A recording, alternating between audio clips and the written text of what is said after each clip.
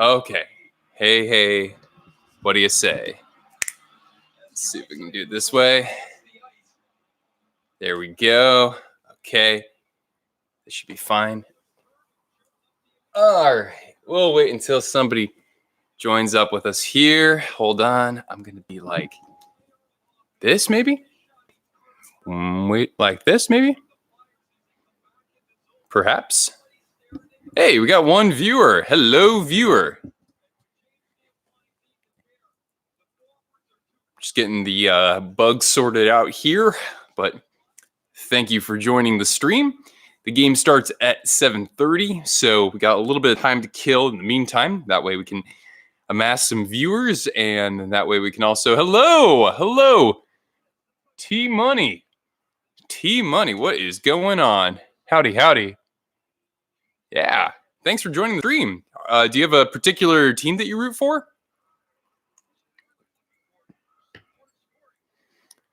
Ready for Sharks hockey. Excellent. That's what I like to hear. Now I like to make sure I support both teams, at least in terms of my apparel. But of course, you can see this behind me. Team Teal is the way that I roll. Hello, Emily. Hello. Thanks for joining the stream. Emily, do you have a favorite team? I can't remember if I saw a comment in a previous video or anything, but who are you pulling for tonight?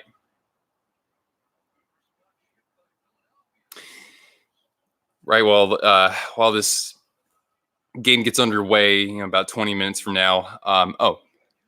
Sharks fan. Great state of Iowa. Okay. Wow. That is an interesting combination. Did you grow up there, or did you relocate from the Bay Area or from California?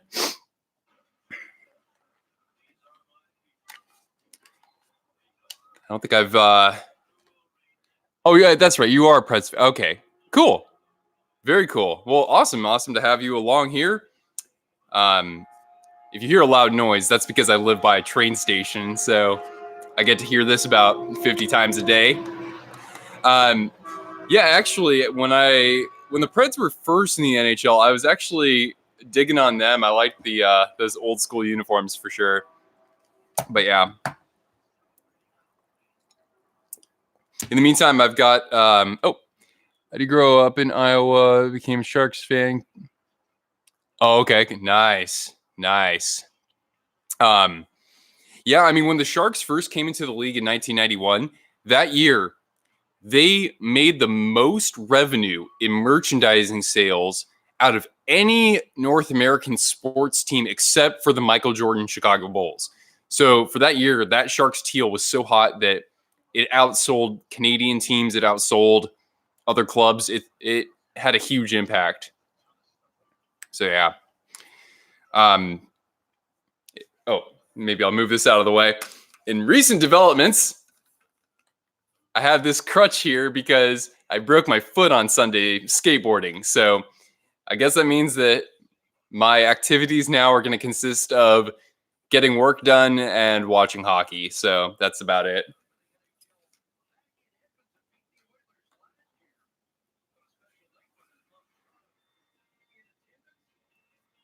Well, that's cool. I mean, there are people out there who just start cheering for a team just because they have the coolest looking jerseys out there or the coolest logos and whatnot. Oh, thanks, Emily. Thank you. It's not too bad, actually. It's just a really small fracture. So I'm in a boot here. And so I'm basically going to be wearing shorts for the next 6 weeks. But yeah, I mean, I can walk in this just fine. It was funny because I told my dad, he was certainly concerned when he heard the news. And I said, well, hey, I mean, come on. Erik Karlsson played with a broken foot in the playoffs 2 years ago and took them to Game 7 of the Stanley Cup or the conference finals. And my dad's like, yeah, well, Erik Karlsson is a lot less of a doofus than you are. I was like, thanks for the words of encouragement there. Hello, Snudja. Hello. Good to have you in here. Hey, I'm kind of glad that the Canes won last night because then that way maybe they won't have quite as much gas in the tank against the Sharks here. So it'll be interesting to see for sure. All right. Oh, we got 6 viewers now. My goodness. Well, thanks to everybody who joined. For those of you who are new to my streams or my channel, if you haven't already, hit the big red subscribe button down below for weekly content. I'm hoping that I can stream my reactions to Sharks games on a weekly basis and, attract new viewers that way and have some fun just getting to know who else is out here in the community. So, yeah. Oh, yeah, of course. That's fine. Also, I don't really know what happened to my foot. Oh, yeah. Yeah, I fractured my foot skateboarding. So I I wasn't doing anything really crazy. I was just trying to, just do an ollie. Have done plenty in my life. And I think that like I got ahead of the board. So my right foot, which is the one I injured, landed under the board. So like right where the wheels and the trucks are. And then my left foot basically crushed my right foot.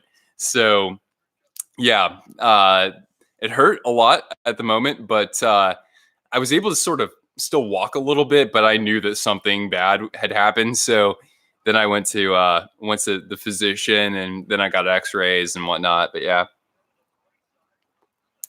yes, yes, of course, it is most definitely the Twisted family. Yes, for all the new viewers out there, you hit the red subscribe button, you join the Twisted family. That's the way that we roll.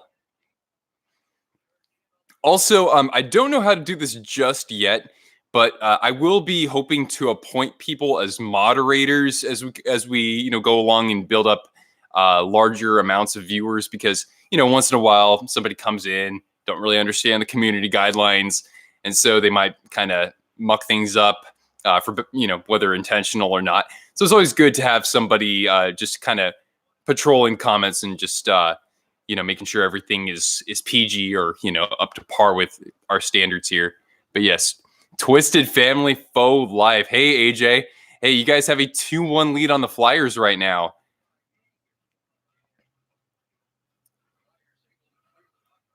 Thank you, thanks Kay.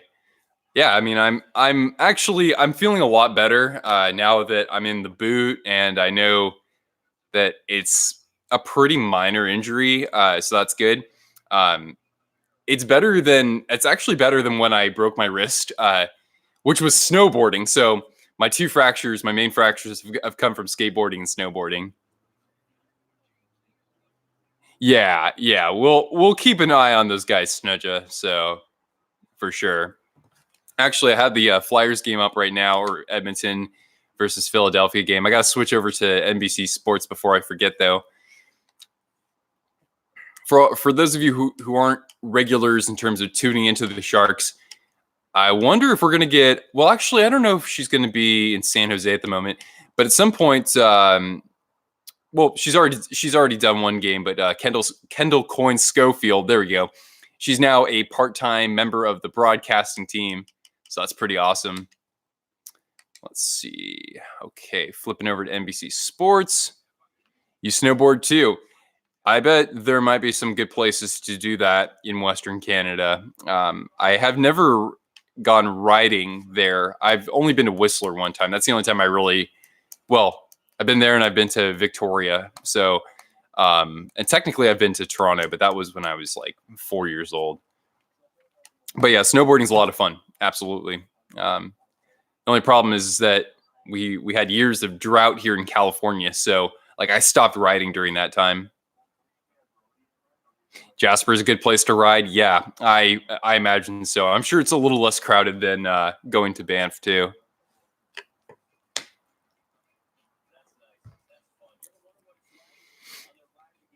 So, on somewhat the subject of the Sharks, I heard that Joe Pavelski actually scored a goal for Dallas tonight, so that's good to see him get off the schneid.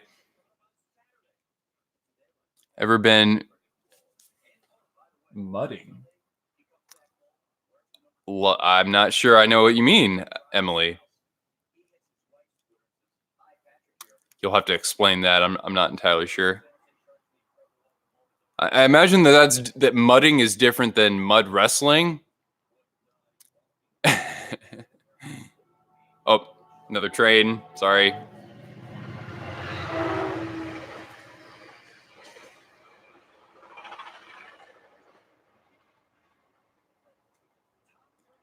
All right. So what? We're about 5 minutes from the broadcast team coming in here. So we're almost there. We're almost there. Should be fun watching Carolina. I don't get to see them that much, being here on the West Coast. But I mean, just up and down the lineup, they have a ton of depth, and defensively, it's cool how they just were able to retool a little bit on the back end, and they're still just as good. And I assume that we're seeing James Reimer in goal tonight. And so far in limited action, he's been pretty good. So it's nice to see Reimer get another chance elsewhere. I thought that maybe he would have been done in the NHL, but he does have good stretches. He played for the Sharks a few years ago, of course, and he played really well during that time. Ethan Bear scored his first goal. That's good to see. That's reassuring.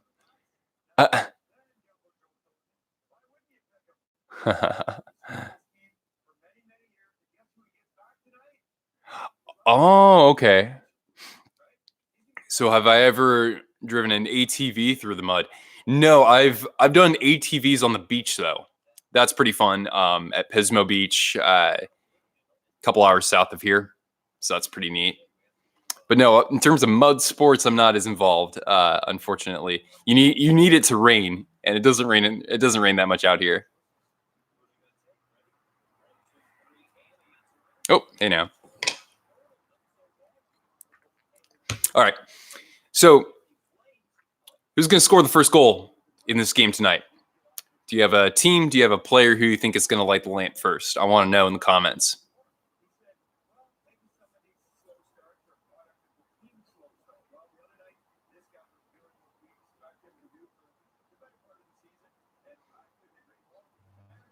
Hey, Cortana, what's up, girl? Here. While we wait for the game to get underway, even though I'm going to be rewarding her during Sharks goals, we'll get an appearance here from Cortana. Oh, Dougie Hamilton already 8 points, 4 goals, 4 assists. That's pretty crazy. Come here, girl. Shake and bake. Okay. Sit. Oh, okay. That's good too. Hey, you ready to watch the game tonight? Can I get a kiss? Oh, thanks, girl. There we go. Burnsy. Pickles is going to get on the score sheet. Marc-Edouard Vlasic. Interestingly enough, one of the beat reporters for the Sharks was saying that Montreal's been scouting the Sharks heavily. And I think one reason why is because they could use a little bit more defensive depth.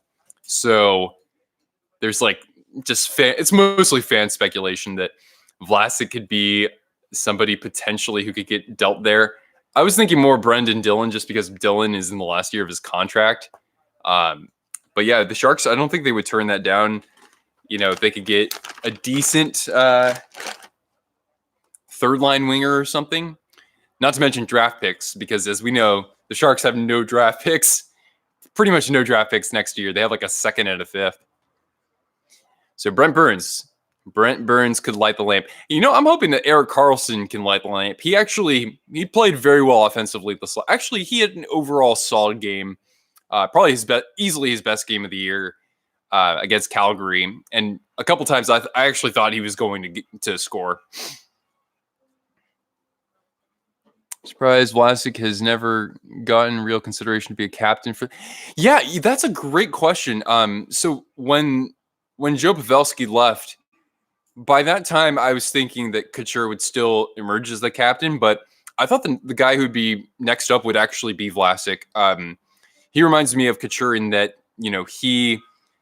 it's very apparent when he's being interviewed, when he's upset with the team's play. And he seems like somebody who can actually disclose that and communicate that. Not to mention he's been part of the organization for 13 years, now his 14th year. So I thought he was up there as one of the candidates for the job. But it's unfortunate that he doesn't wear an alternate letter. But, I mean, there are other guys who didn't get an A for the Sharks who could also wear that letter too, I think. You broke your arm last week. Oh, no. I'm sorry. That sucks. That really sucks. I hope that you heal up as fast as you can. I hope that you got some good medical attention for that too. Hurdle was even going to get more captain nods than Vlasic during the offseason. Yeah, I mean, Hurdle is somebody who really emerged not just as a player, but as somebody that the team could rally around. Absolutely, I agree with that. Yeah.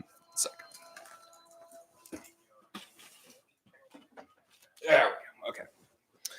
Yeah, I certainly agree that Hurdle was another figure who would get kind of thrown in the mix there, and I'm really happy he got the alternate letter. So he's definitely matured very well.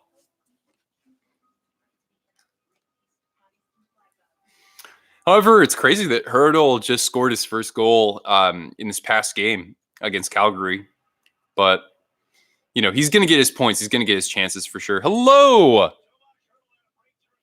what's up, Nick? You guys got in the win column. That's good to hear. Hey, girl.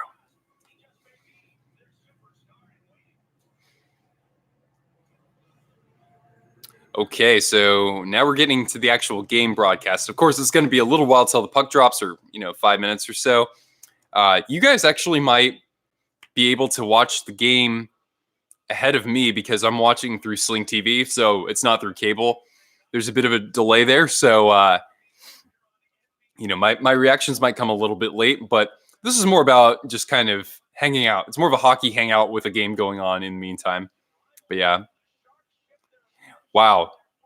That was crazy. Like the first shot I saw was Erik Karlsson shaking hands with Ryan Dzingel, and then it goes to Erik Haula. I mean, think about how much Carolina has retooled in the past couple of off seasons. I mean, new coach, Dzingel, of course, Haula. They got DeHaan, and then they traded him away. They got Edmondson, and they traded away Falk. I mean, they've shifted personnel like good players too. We're not just talking about fourth liners, which I mean, of course, anybody who's in the NHL is a good player, but I'm just saying comparatively. Your sister saw Connor McDavid like in person? Where was Connor at? Was Connor at a flower shop or something? I don't know. Yeah, Nino Niederreiter. That I know. That was a huge deal. I mean, this is when Paul Fenton was GM. So when Fenton dealt away, the Fiala trade was also kind of. I don't know why they gave up Granlund. Fiala is a decent player, no doubt, but I don't know. Granlund was building some really consistent productivity for Minnesota.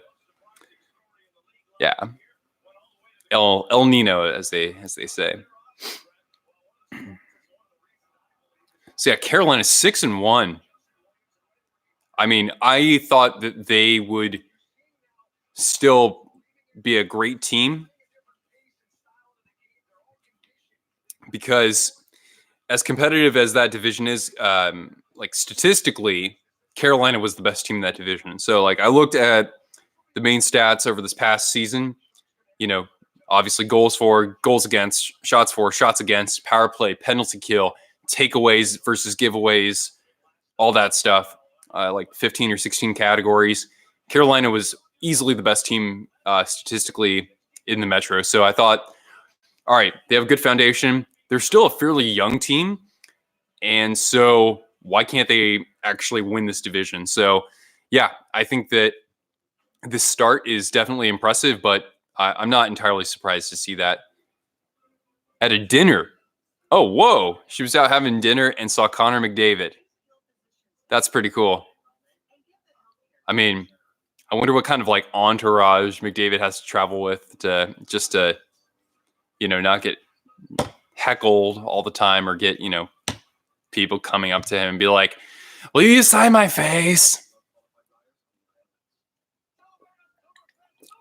I better turn this down just a bit more so I don't get any strikes or anything like that. Not for Rascal. Yeah, for sure. Hockey hangout with the Twisted Family. I like it. I like it. I should just title those. I should title my streams like that now. Hey, Cortana, you enjoying the hockey hangout? Oh, she's out of the frame. You're looking at me with a lot of intent, though. You're wondering when the game's going to start, right? Well, here we go. It's just about to get underway. Oh, the roach juice. Ah, okay. Wow, that's a good call out. I will have to bring out the roach juice. I will wait until at least the Sharks give up a goal because I don't want it to get lukewarm. Because the only thing worse than like chugging pickle juice is chugging lukewarm pickle juice. I mean, I'm fine. Like a little dose of pickle juice can actually be pretty good, but like, oh, when you get toward the bottom and it's just like, I don't know that I could say something, but I won't. And it's basically just salt. It's just entirely salt.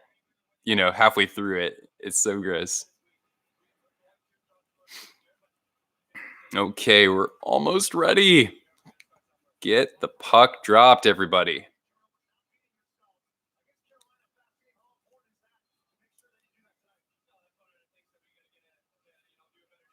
Final score prediction for tonight. Let me know. Final score. I don't know. Carolina only mustered 2 goals last night.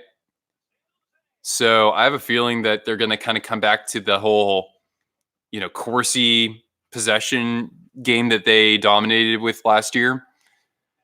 I say, I don't know. How about, let's say 5-4. 5-4 these guys. Overtime. 3-2 Canes in overtime. Okay. One was an empty netter. Oh, technically. Okay.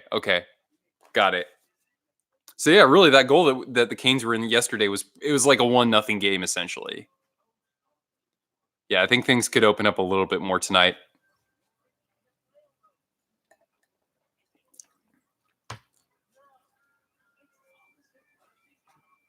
Yeah. Thanks for joining the stream, by the way. All right, almost. Does anybody here dress up for Halloween?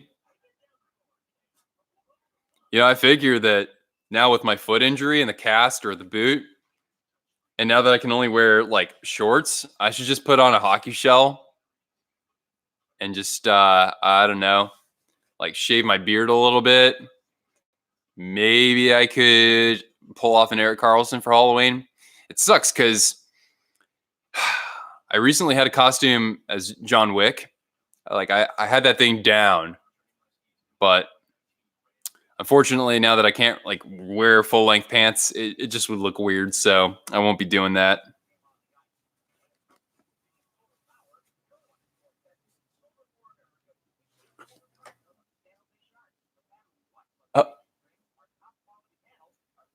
A damn 6'6" Dalmatian. Wow. I'm getting quite a visual from that. You could be Wilfred. You could be Wilfred for Halloween. Oh, thank you. Well, it was fun. I actually went to a gaming convention and dressed up as John Wick, and it was fun just like seeing people when they were like, "Wait, why do you look familiar? You look like you're event security, but you're not." All right, so this game is underway. At least on my TV, it is. And the puck goes down to the San Jose end, covered up by Mr. Martin Jones. By the way, apparently the Bobby Yaga, right? By the way, the fracture that I sustained, it's literally called a Jones fracture. I thought that was so funny. Yeah.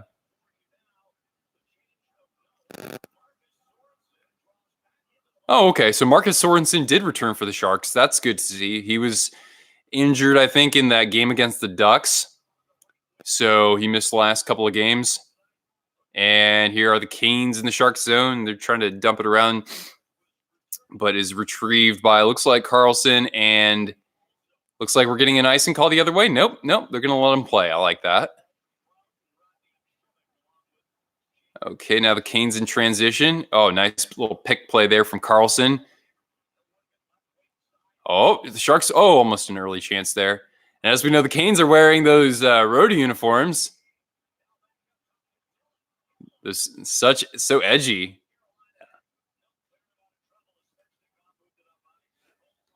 Oh, you're going as Trump for Halloween? Oh my. Do you actually do up your hair for that, or do you wear like a mask or a wig or something? Adam Larson is injured. Well, that's unfortunate. Oh, and an early chance that is gloved by Jones. Pretty nifty. He actually, dare I say that Martin Jones just made a glove save look easy. Yeah, so let's hope if the Sharks give up a goal within the first 5 minutes, then I definitely have to chug the roach juice for sure.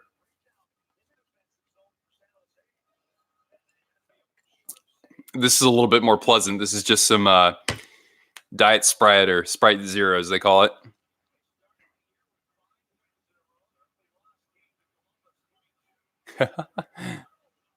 Aww. I'm just seeing that now, Snudja. That's sweet. That's real sweet.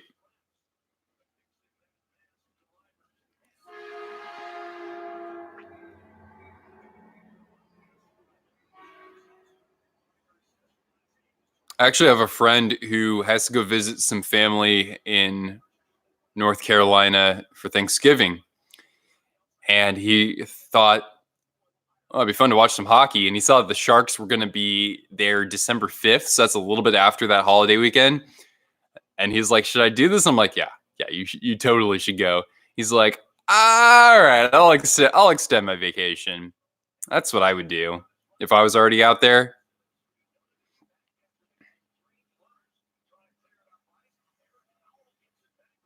Shot from the point, saved by Jones. Oh, and a chance by the net, and oh, that is blocked. Carolina applying some pressure early here.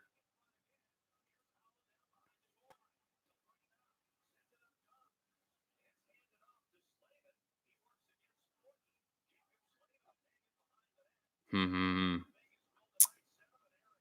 Okay, the Sharks get a nice opportunity to change lines. Now the puck's behind the Carolina side. Goodrow is double teamed. Yeah, Carolina's already got some good jump.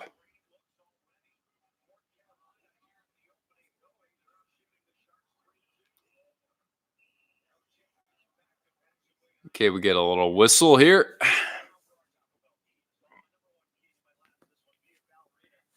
Pardon. Oh, yeah. Well, again, everybody, thanks to y'all for joining the stream here. If you haven't already, hit the red subscribe button down below and join the Twisted family, the Twisted Wrister family.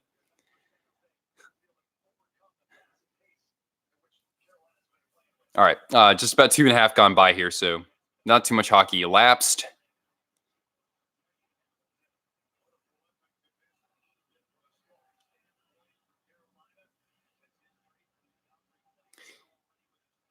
Now, I know this is off the subject, but does anybody here watch baseball or following the baseball playoffs?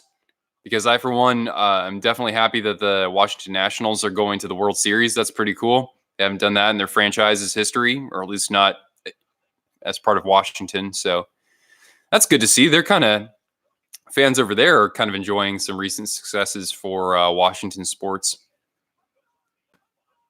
or DC sports.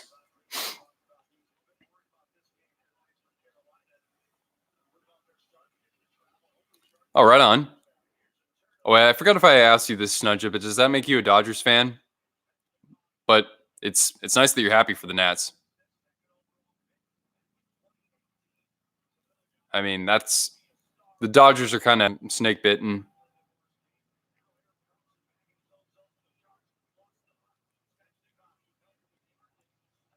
Ah, okay, you're an Angels fan. Okay. Well, there we go. We share a common enemy. Ha ha ha ha ha ha. Yeah. Yeah, you know where my allegiances lie too. Baseball, yes, not as good as hockey. Correct. Very true. Yeah, this is a great time of year. If you like sports in general, I think just because there's so much going on, just across the sports, and there's even the Rugby World Cup going on right now. I don't know if anybody is watching that. I haven't. I mean, those games are on at such a weird time.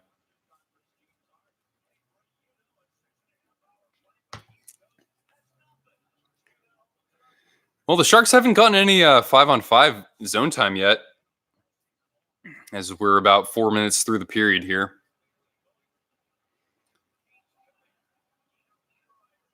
Carolina, another shot toward the net that missed. And that comes out of the zone here.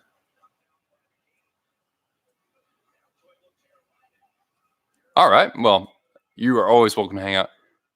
I'm back, and I am really happy the Cardinals were swept by the Nationals. Ah, yes. I can understand why, Nick. I mean, I have nothing against the Cardinals, but it's nice to see a new team make their way to the series. So that's good.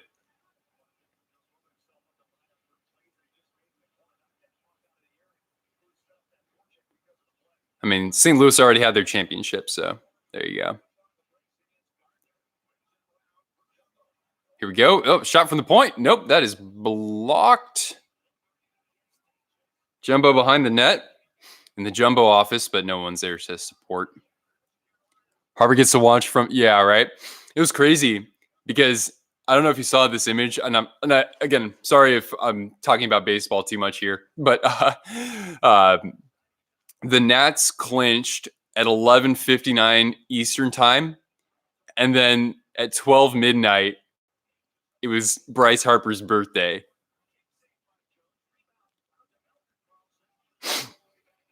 Well, yeah. Happy for Ryan Zimmerman. I like Ryan Zimmerman. He's had a great career for a number of teams. Um, and yes, Nick, in the Cubs Cardinals conversation, though, I do fall on the Cubs side. I wish I had the hat to prove it. I had a Cubs hat, and then once they were like beating everybody, including the Giants, I was just like, nah, screw this. But yeah. All right, 6 minutes through, and believe it or not, the Sharks haven't given up a goal. I almost feel like I should take a chug of roach juice just because the Sharks didn't give up a goal. Here's a chance in front of the net. The shot in the net. Oh, that was nearly roof to the corner top shelf. And now the Canes the other way. Is that Stahl? Stahl whiffs on it. And Hurdle tries to corral the puck. And Kevin LeBanc in some trouble there. And the Sharks managed to get it out of the zone. Tim Heed is slotted in the lineup tonight for the second consecutive game after missing a little bit of time.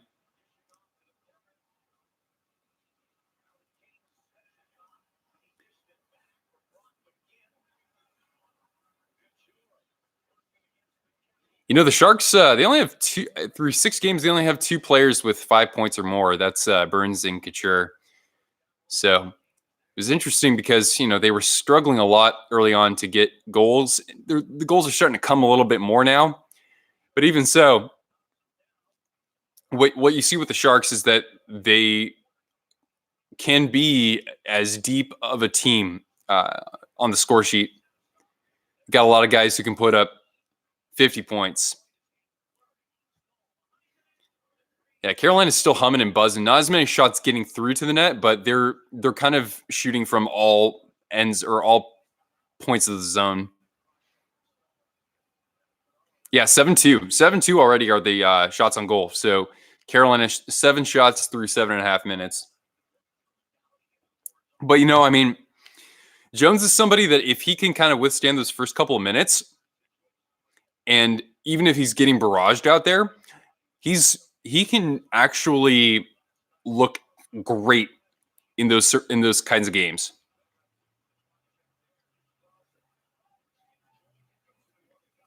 All right. So, when are the Sharks going to get some 5-on-5 time here? I am patiently waiting, or some 5-on-5 zone time. Carolina. Oh my goodness, that was almost an amazing stretch pass within the offensive zone for Carolina. But yep, first commercial break here. Nothing. Who's winning? The Bears. Yeah. Yeah. All right, fine. Because the Sharks haven't given up a goal and I have nothing to do at the moment. I'll get the roach juice. One second. There we go. Hey, Cortana, why don't you go ahead and entertain everybody?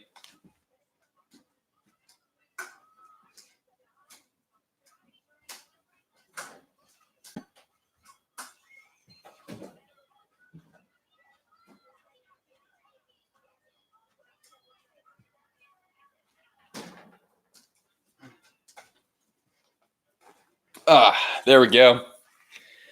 Okay, there's that. Yep. There we go. So I think pretty much everybody here was part of the stream last time. But what I have here, I need to write this backwards so you can read it better. We have the Twisted Family Roach Juice. It is pickle juice, and the idea, even though I haven't really executed it in full, is that when the Sharks give up a goal, I'll take whatever I'm drinking at the moment. So like, I'll demo it. Like this Sprite right here, it goes into the roach juice, and then you have to drink it. So basically, it becomes just this terrible graveyard of various flavors. So, Martin Jones, why the hell did you not let in a goal within the first 5 minutes? Come on, Erik Karlsson, why didn't you give up a breakaway? What's going on here, guys?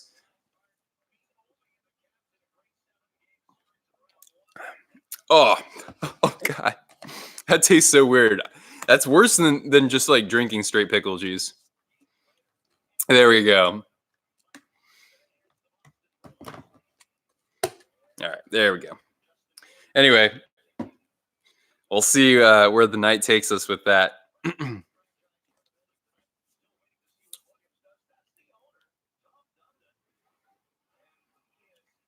All right, back to the action here. Just under 12 to play in the period. And we've got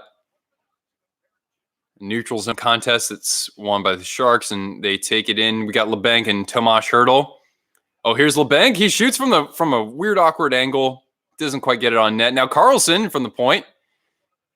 Oh, and he's on the score! And it's put in by Evander Kane, number 9. And the Sharks get on the board early. We've got a 1-0 lead. Send the goal horn. Come on, Cortana. Come on. The goal horn is alive and well. Hop up. Yes, good girl. All right, give me a butt bump. Wait, what are you doing? Yeah, good girl. All right. Yeah, victory retreat. There we go. Way to go, girl. So Evander Kane collected that loose puck after the Karlsson shot. He seemed to be the only one who knew where the puck was, and he fires a little beam just over the glove of James Reimer, and the Sharks take a 1-0 lead. And I'm very happy it was Kane because at the onset of every game, the Sharks social media has a first goal guess contest. So, oh shoot. Oh, and Carolina nearly comes back the other way, and Martin Jones comes out of the crease to make the save. Big stop. So yeah, the Sharks have a first goal guess. Guess who correctly scores the first goal, and then we'll choose between, a random person between everybody who correctly guessed that player.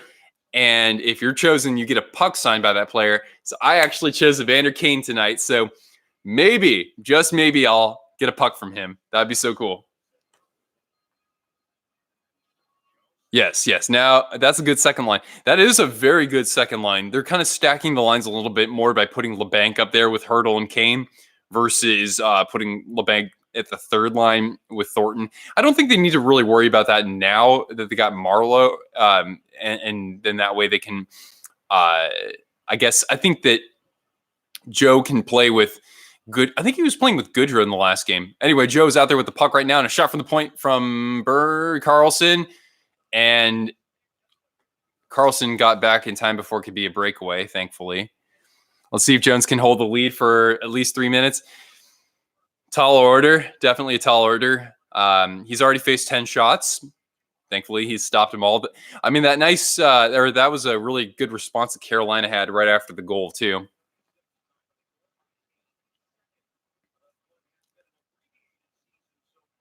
So yeah, Vander Kane with his second goal since coming off the suspension. So that's 2 goals, I think, in now his fifth game, I think. Yeah. Hey, girl, what'd you think of that goal? Yeah. Do you like Vander Kane's ability to collect the rebound? Yeah. Hey, good girl. Carolina only had 6 shots against LA in the first period. Oh, really? Yeah. They're back to playing the Hurricanes hockey, though. You know, they're just finding shooting lanes all through the offensive zone. You know, they're not all high percentage, but they've had some of those as well. Oh boy, you just got run into by by Stahl.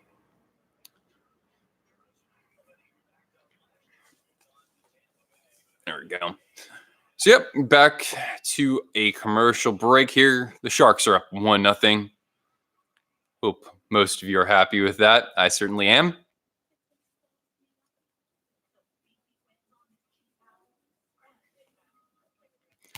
Okay, so in the comments, how about this one, guys?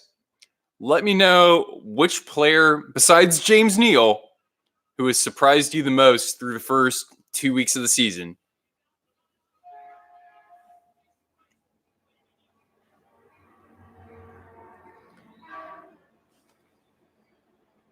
Not happy? Oh, sorry about that, Dustin. I think it's pretty awesome that you're joining the stream nonetheless. I'm sorry that I'm not as on top of my game with the Canes commentary. I need to learn the numbers for sure. But yeah, Jack Hughes for the wrong reason. Yeah. No points for Jack Hughes so far. Hopefully, at least I haven't been watching, honestly, but when I hear the hockey guy talk about him, he says like, well, he's basically snake bit at this time. I saw that crazy post goal or that shot he had off the post like that. Yeah, it's just the hockey god saying he's gonna have to wait a little longer. Marlowe homecoming, that was a very pleasant surprise, absolutely. Well, actually, the first game on the road against Chicago.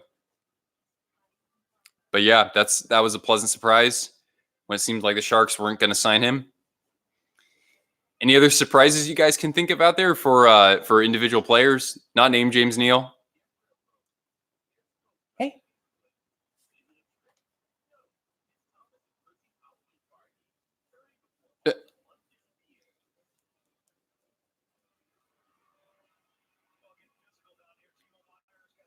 Oh boy, that was a big hit from Stahl on Timo Meier. I mean, that's not an easy guy to bring down either. Howlow's your leading goal scorer right now? Yeah. Oh, hopefully he can play the full season too. Taylor Hall. Well, Taylor Hall's leading his team in points. Yeah.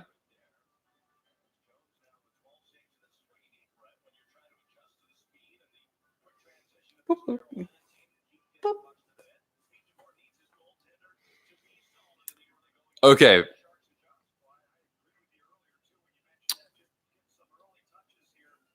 Favorite mascot in the NHL, not named Gritty.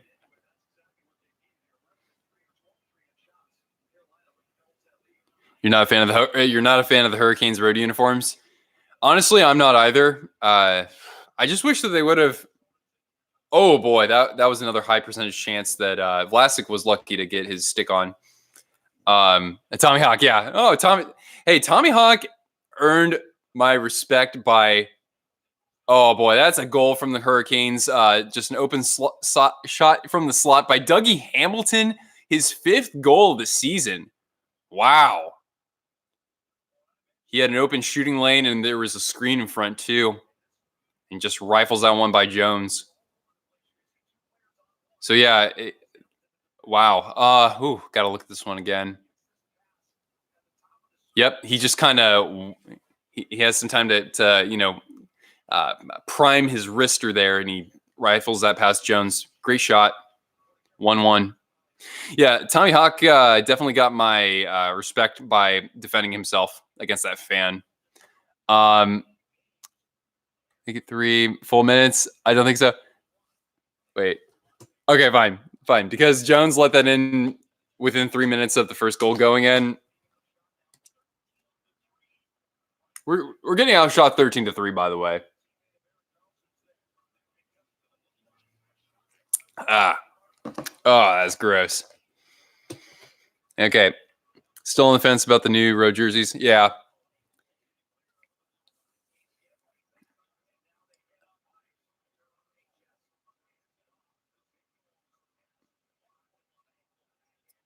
Yeah, I mean, again, it just doesn't seem like, usually with a home and a road jersey, they are somewhat mirrors of each other. So I don't know why they had to change that.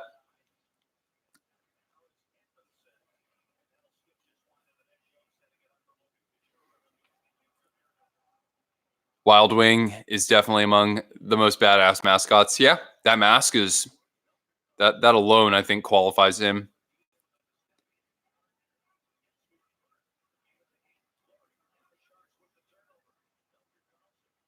Yeah, I mean, Nick, you're on top of it, man. Like you have a jersey for at least half the players, I want to say. Oh, and a score! Was that tipped? Mario Ferraro is being credited with the goal. Sharks rookie Mario Ferraro, defenseman, left shot. It'll be interesting to see if that goes to him or if that was a Gambrell tip. They're pointing over to him now. Oh, now they're saying it's a high stick and they're trying to rule it out. Uh-oh. Let's take a look. Okay, so Ferraro. Oh, I don't know. That's going to be close. So Ferraro shoots it from the point. Gambrell tips it, and he's about shoulder level. Ooh, so the call on the ice is a high stick, and from that angle, that does look high. But from one or two of the other angles, it actually looked about level. So it might be one of these things where it's actually, even if Gambrell's stick is low enough, it might be one of those situations where it's not conclusive enough to overturn it.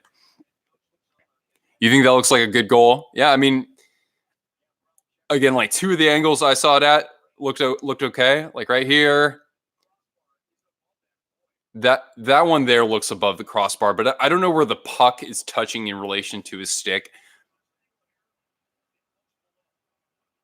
That one looks good there. You got the dog jersey for $70. What? And that's an Adidas, right? Was it? Wait, it was one of the ones with the old collar, right? McDavid gets on the board again. All right. Connor McDavid and Draisaitl are just kicking ass early this season. Actually, a lot of the guys for the Oilers are kicking ass.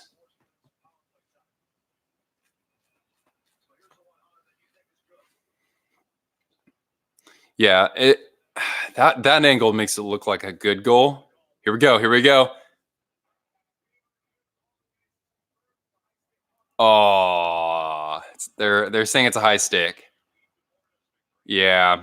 Well, that's unfortunate. But again, it's like with those angles, I saw a couple angles where it looked like a good goal. I saw an angle where it didn't look like a good goal. So shit. Unfortunate. Unlucky. It has the old collar, but wouldn't show the front because it's autographed. Got it. That's a great deal. Actually, Full Moon Jerseys has the Adidas old collar Hawks jerseys out there for like $70 and then like $10 for shipping. You can get like a Taves jersey for like $80. Oh man, that was a good chance there for Timo Meyer, but he couldn't quite sneak it past the pads of Mr. James Reimer. That's unfortunate. That would have been a nice answer for the Sharks after the Canes had tied things up. But hey, it's hard to overturn something. Yeah. Yeah. Hey, boo.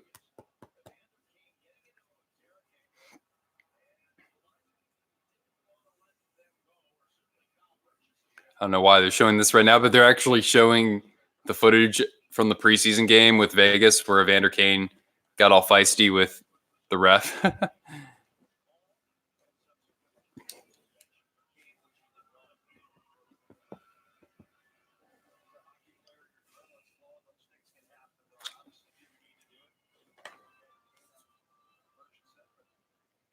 Yeah, you're trying to figure out whether to get Keith or Shaw in the back.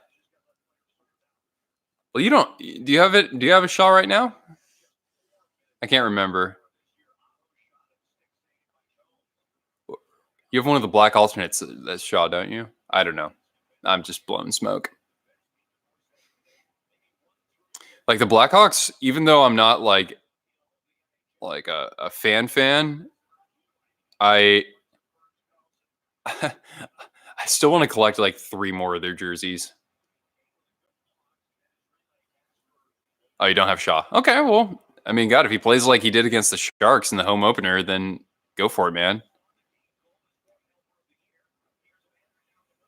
All right, Kane sending it around the net, and the Sharks have a little bit more jump after that goal got called off. Actually, that pass in front from Hurdle to Kane almost connected. That would have been a very high danger chance there.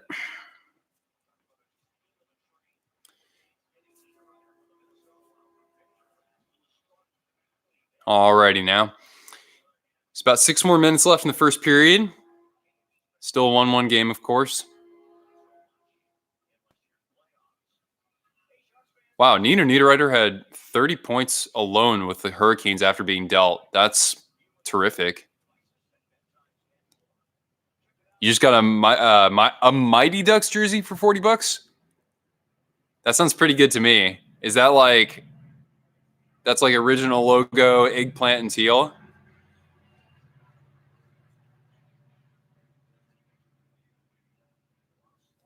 You have a black Dave Bolin jersey. Okay, got it. Oh, they're gonna actually have a little pregame ceremony or recognition for Dave Bolin. Yeah, that guy was a fantastic role player for them. I mean, he scored a couple big goals against the Sharks in the playoffs. Burns, don't shoot it into the other player's skates. Damn, that's a great deal, AJ. I mean, I think on eBay, if you want to get like an original like CCM Masca Mighty Ducks, a lot of people are selling those. It's just like, can you find one that's like good enough quality? There we go. Escape for one more shift. There we go.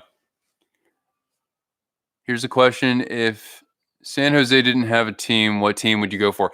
You know what? It's one of those things where living so far away, at least, yeah, I probably wouldn't even be a hockey fan, honestly. And I'm not, I don't want to, BS that or exaggerate. I don't know if I would be a hockey fan because really, I like growing up, my friends didn't like hockey or they didn't watch it, except for the Sharks. So I don't know. Goldberg on the back. Oh, hell yeah. Yeah, I don't know if I would have actually gotten into hockey. Maybe if that were the case where it's like, oh, you're watching, highlights on ESPN, and I'd be like, oh shoot, check out that slick team, with those fancy jerseys. I probably would have gone for the Leafs, honestly. I know. Boo. Yeah, even like where I live, it doesn't matter if you like the Leafs because it's not like it's different than living in Canada and saying you're a Leafs fan. It's like if you say out here, "Oh yeah, I like the Toronto Maple Leafs." People are like, "Oh, whatever," like because people out here really don't care about hockey that much as I don't like to say that, except for people in San Jose proper. So, Yeah, that's probably who I would have gone for, but I don't know if I really would have cared that much. Or maybe I would have pulled for a team that um, did well when I was growing up, like the Avalanche, for example. Like I was never an Avalanche fan, but I certainly rooted for them. When they had moved over to Denver. That's a good question, though. Saw Reebok for $14 on eBay. What? Oh my god, that's insane. I mean, you can put anybody on the back as long as the jersey's legit and you're paying only $14. It doesn't even matter if you're paying $15 for shipping. Yeah, the Sharks have definitely been buzzing more. I like the way the second line has played tonight. They so far are the standouts. Oh wow, that was a terrible giveaway from Ferraro or from Couture. I think it's from Ferraro.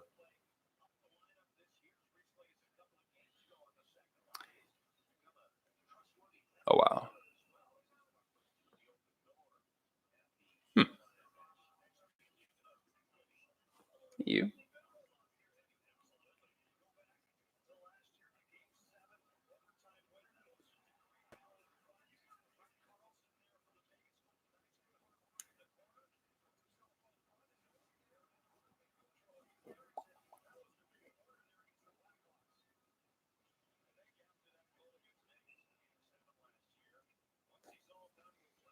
So have any of you have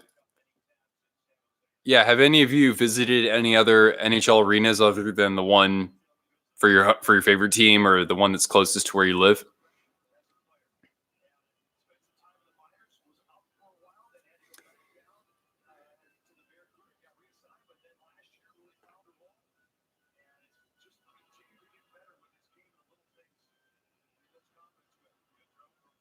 You guys, yeah, Staples and Honda Center. That's kind of cool though that you can actually go to two within an hour of each other, if that. I just wish that I wish that there was like one NHL arena, like a day's drive north as well. Okay, sorry. Outdoor stadiums, of course they count, Nick.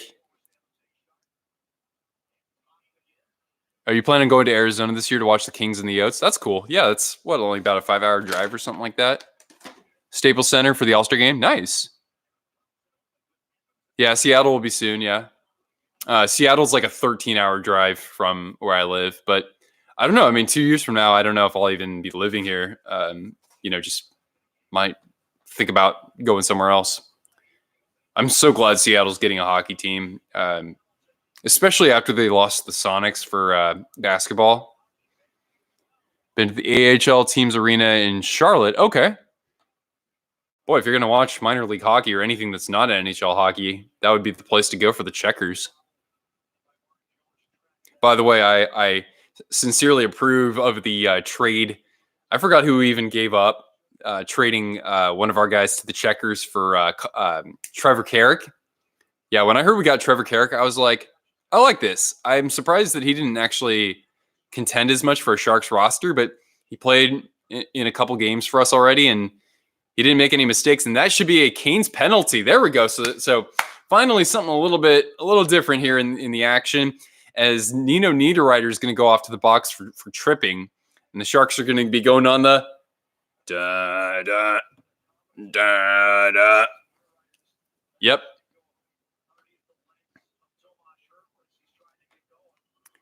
So yeah, it looks like y'all have a good amount of you have seen some other Western arenas here.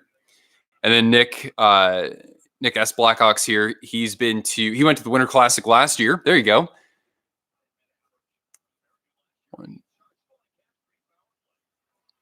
Okay, you also went to the Winter Classic in 2017. That's right, when it was at Busch Stadium. And what was that? Okay. Oh my God, what a save! I thought that was a goal. Evander Kane had this tap in right here off the power play, and Reimer's glove was probably pretty close to the goal line, but yeah, he made a fantastic save. Oh wow. So we have another close call here. Reimer's glove is on the goal line. That's no goal. That's close, but it's no goal.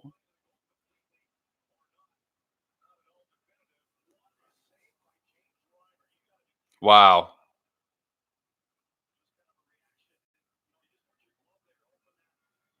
5-1 Oilers. My preseason predictions of the Flyers are starting to look kind of crappy. You think the glove was past the goal line? Doesn't look like they're going to review it any further, though. Well, so the Sharks have gotten a little snake bit here twice, but they've got a lot more power play time left. Of course, they're going to be playing patty cake between Burns and somebody else. LeBanc sending it over to Burns. Nice keep. You guys got to get a shot, though. That one goes wide. LeBanc. Oh, my goodness. The goal almost came off. And wow. Still a minute 30 on the power play. We got a whistle for the time being.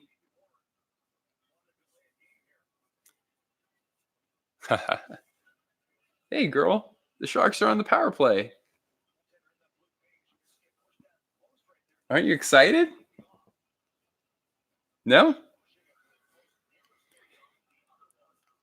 think Cortana's more of a football fan.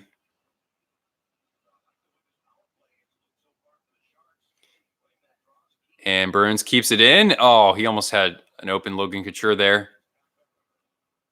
Burns again from the point. Shot.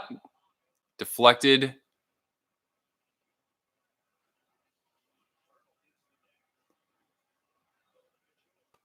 Come on, Burnsy. Bank. Burns. A score! And it's Evander Kane again off the rebound. 2-1 Sharks. We'll just have to see if they did something they weren't supposed to. Hopefully this doesn't get called back for anything. I'm almost thinking that's going to happen again. I think Carolina has a pretty respective penalty too. So, okay, kind of a deflection off the skate of number 6, and then Kane just picked it up and fired it into the net.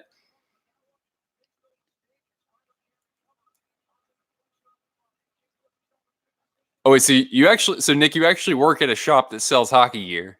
It's pretty great. Okay, so Martin Jones has to go 2 minutes and 37 seconds without allowing a goal. If he doesn't, then I have to chug more roach juice. Well, shoot. Well, the Sharks, again, they haven't been great 5-on-5 offensively in this game, but that second line has looked exceptional. And, of course, the power play right there looked very sharp, too.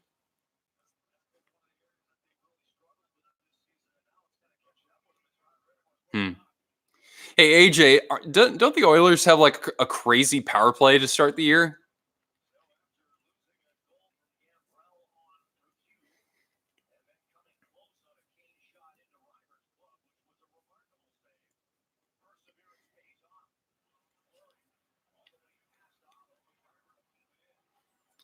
All right, let's see how the Canes respond here.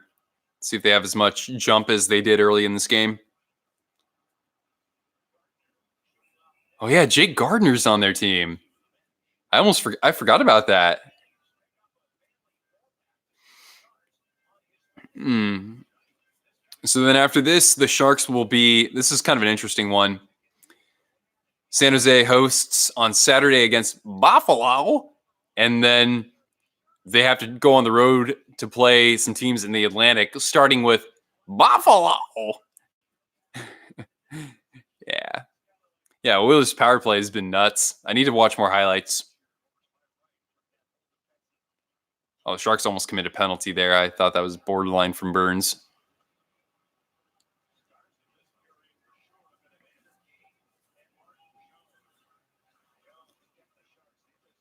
So yeah, Evander Kane already has. I think I just saw that he already has 10 multi-goal games for the Sharks in his career. So that's what, just like not even a season and a half. That's pretty solid. Ooh, Radil just got drilled.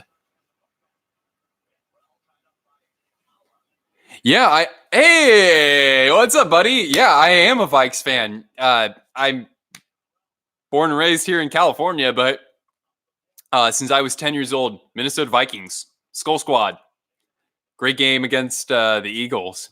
So yeah, I love me the Vikes. I actually went to Minneapolis during the playoffs again, and I was there for the miracle. It was out of body experience.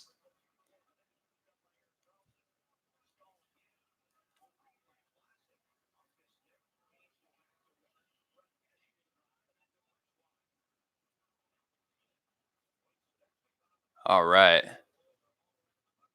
The three pictures behind me. Yeah, I'll tilt the camera up momentarily. It looks like the Sharks are going to take a penalty here. Or wait.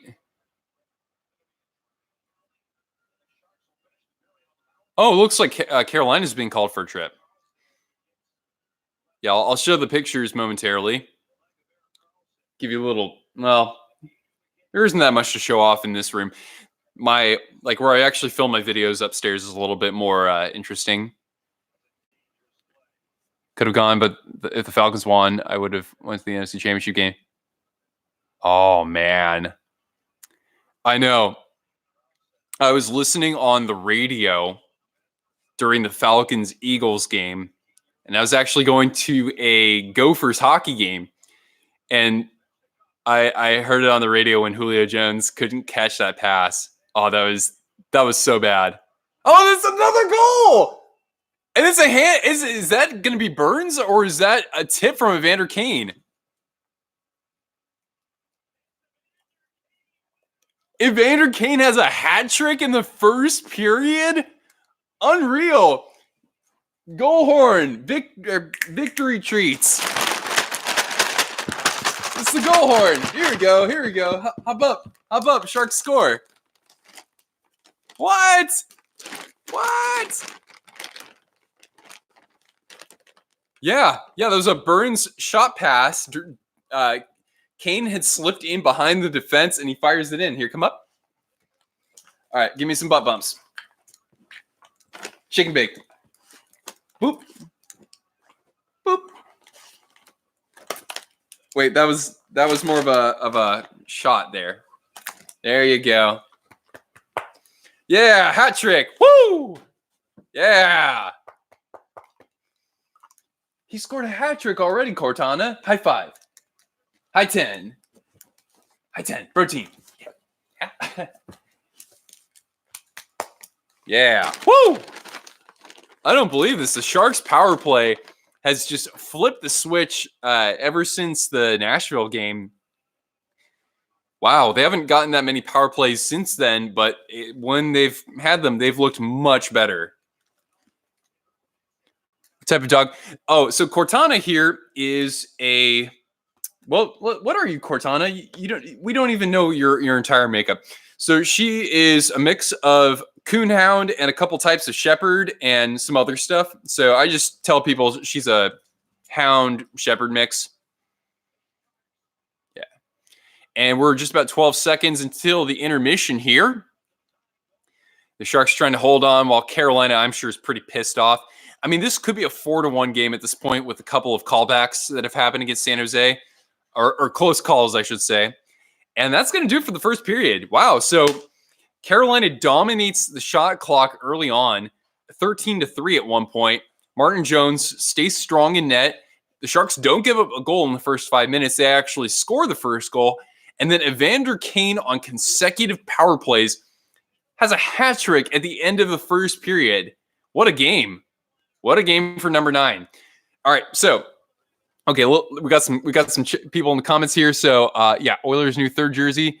Yeah, I wish that they would have had more striping, or that they would have like those two thin stripes, orange stripes. Those aren't doing it for me. I wish they would have done something else, or if they would have done like blue little white cuff here, or like white stripe or band, and then orange.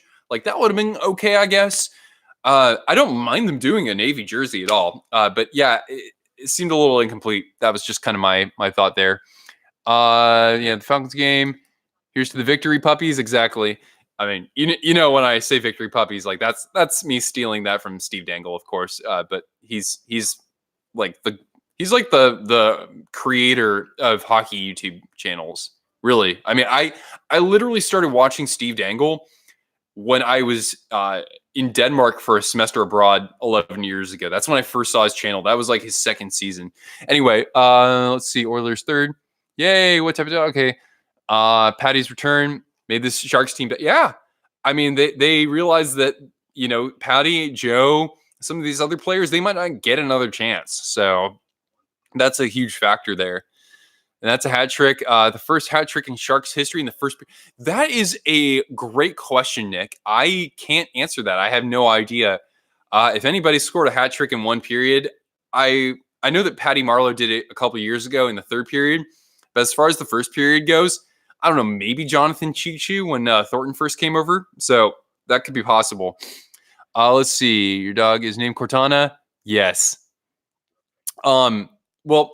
So Cortana was the AI, the phone AI for Microsoft. Not anymore, but before that, Cortana was a video game character. So she is a sidekick to the main character in the Halo series. So that's why I named her that. X Kane Patrick Marleau. Oh yeah, you're right. Carolina Hurricanes legend Patrick Marleau. Sorry, Dustin. I don't know if you're still part of the stream right now, but if you had to drop off, I mean, I still commend you for tuning in that late in the evening for you. So way to go. Yeah, Dangle. Yeah, Dangle from no, Steve Dangle. Just moved to Reno 2 years ago. Oh, cool. Did you move from the Bay Area or from somewhere else in California? Because Reno is kind of one of those places where if I, a lot of us who live in California now, we understand we can't stay here forever just because of how expensive and crowded it's getting. So Reno's kind of like one of those spots that like I wouldn't rule out for myself. Besides, it's close to Tahoe. So that's the biggest draw for me. Yeah. That's how it should be. Exactly. Patty and Joe, brothers, said that it was the first. Oh, cool. So Nick saying that the broadcast team confirms that it's the first. Hey, Greg Papa, what's he doing here? Or Jim Kozimor. That's what I meant. Kozimor. I haven't seen him on here forever. But yeah, first time the Sharks have had somebody score a hat trick in the first period. That is so rad. Still here. Okay, Dustin. Well, you are a good sport. You are an Iron Man for sticking around at this hour. So hats off to you. There we go. Horvat wearing the C. I mean, I don't have any different opinion in that. Yeah, it should be him. If not him, could have been Edler, I guess, given that he's probably the most experienced player on that roster. Yeah, you moved from San Jose 2 years ago, Tahoe. Almost no traffic congestion. Yeah, you know what? That's pretty cool. And you're getting in at a good time before like a lot more people from the Bay Area move there, I think. Although I imagine that people are going over there. Not to mention like property's probably, much more reasonable. You have no income tax there. So you just got to do me the solid, though. We got to make sure that Reno stays as Sharks territory because Reno is closer to San Jose. So Reno is still Sharks territory. Below that, the rest of that can be Knights territory, sure. But no. Sharks Nation extends to Reno. Yeah. Do I stream every Sharks game? I don't. I actually am a half season ticket holder, so I'm going to Saturday's game, for example. But my goal, this is only the second stream I've done, so my goal is to be able to stream at least once a week for the Sharks, and maybe do that on weekdays because that gives us something more interesting to look forward to. I will also consider doing these live reactions during road games, so games that are like in the Central Time Zone.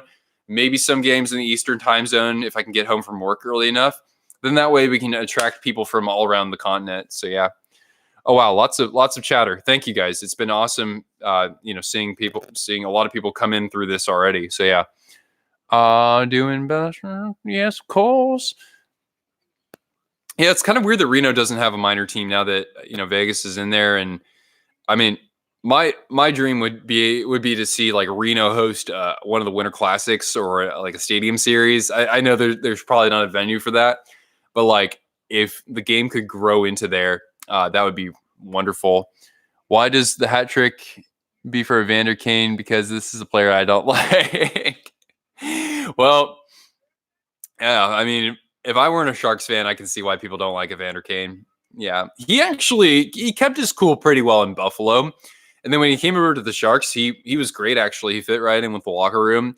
It's more about like his antics against Vegas specifically, but yeah, I mean, he can get under your skin easily. I need a Discord. Uh, mm, I don't really use Discord. I mean, like I can only go with so many social channels. I have an Instagram and I like never post on there for Twisted Wrister. Twitter's kind of just the way that I roll for that. But yeah, who knows? Maybe keep doing this and keep getting followers and whatnot, and then that way, I mean, it's not like I have to be on Discord all the time.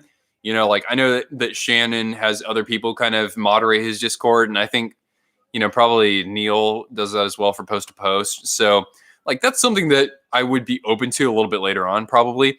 Of course, I'm interested in seeing like what happens once I get to like closer to 1,000 subs. We're a little ways away from that. I understand that, but it's all about doing this for fun first. So that's what we're here for, to all enjoy this together. What will Seattle's team name be? I bet you can probably put money down in Vegas for that, or like like an online sports book. You can probably bet on that. I freaking hope it's the Kraken.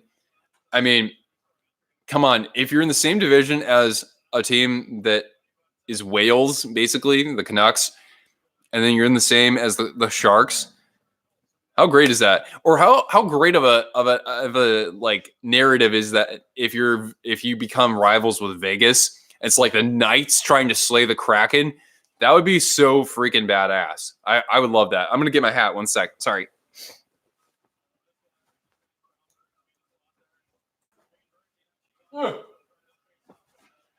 Oh my god.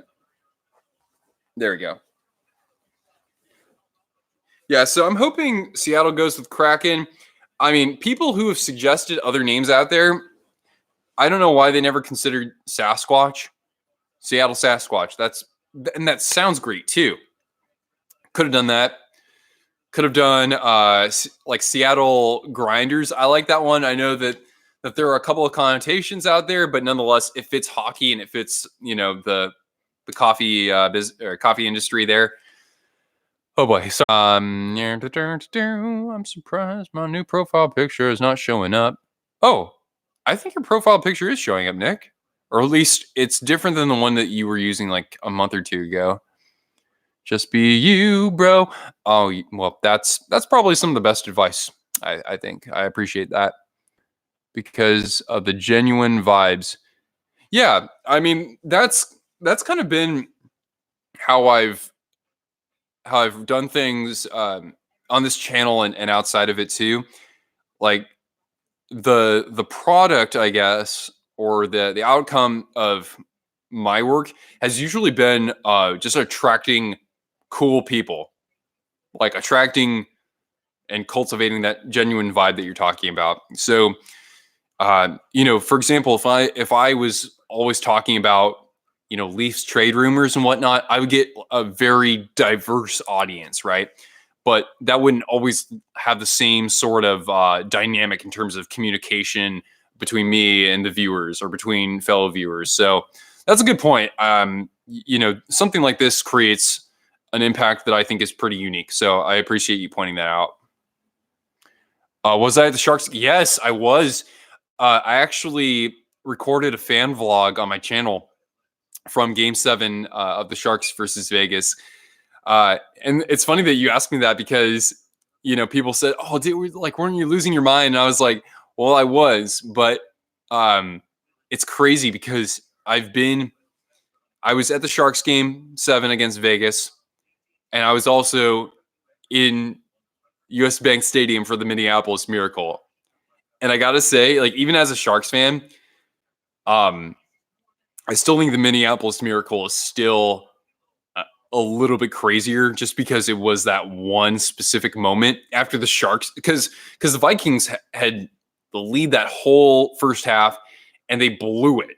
And then it was that one play at the end that gave them the win. Even though, yeah, they had the win, or they had the lead toward the end, and then the prevent defense goofed things up. And yeah, but I still think that one was a little bit crazier in that I traveled, from here, from the San Jose area. So yeah, unbelievable though.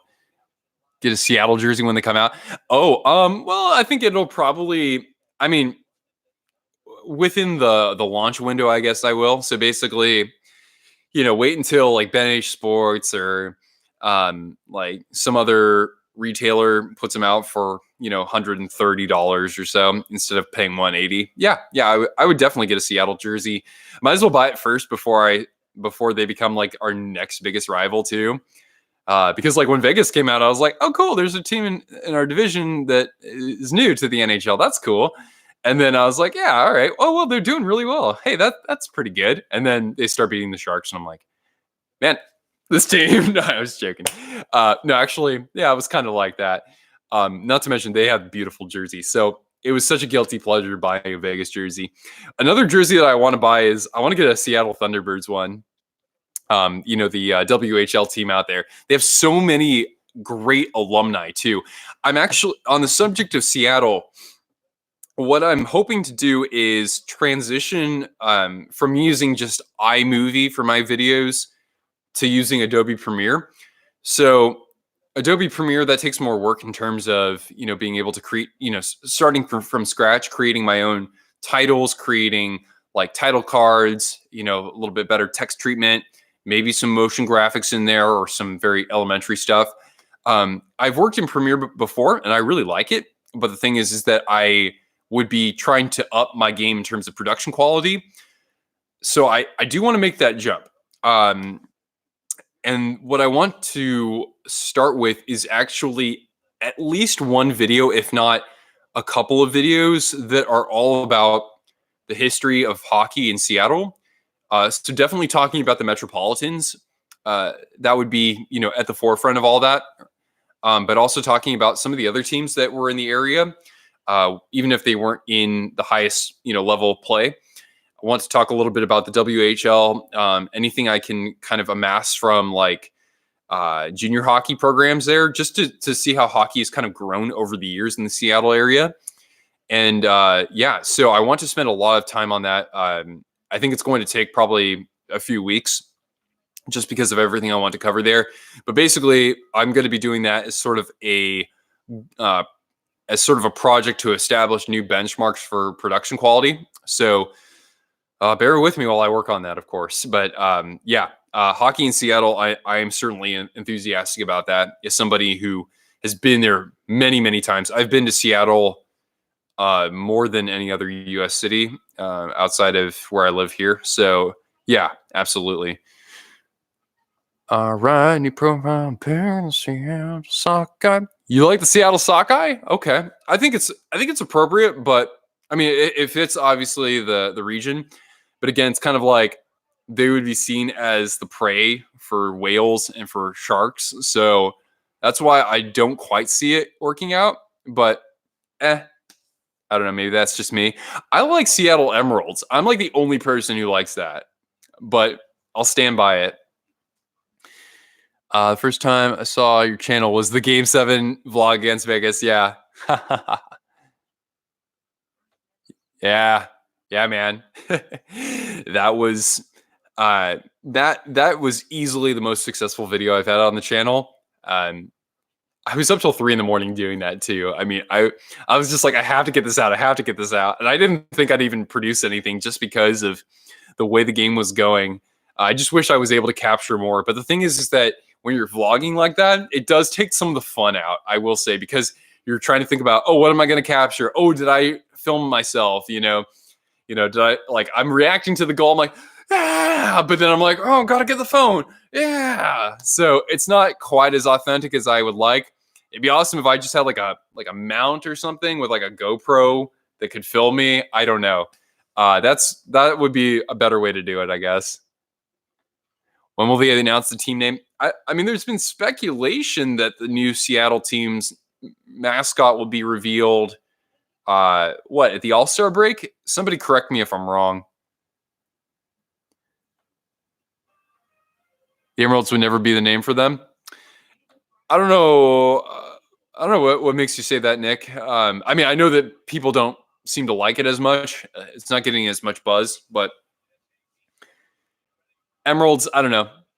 It's not very, it's not a mean, nasty team name, that's for sure.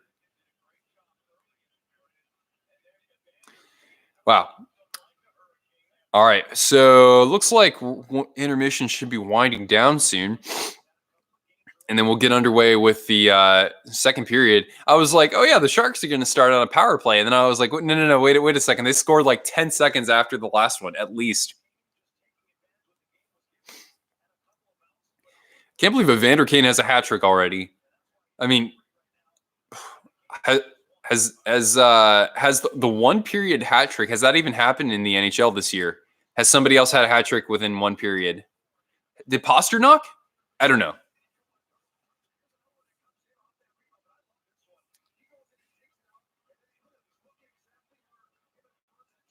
Oh, I'm sorry, Nick. I read that wrong. Oh, okay. Yeah, I'm sorry. I read your comment wrong. My bad. But yeah, I know, right? Emerald sounds good. Emerald City, you know, I think those jerseys would be beautiful. All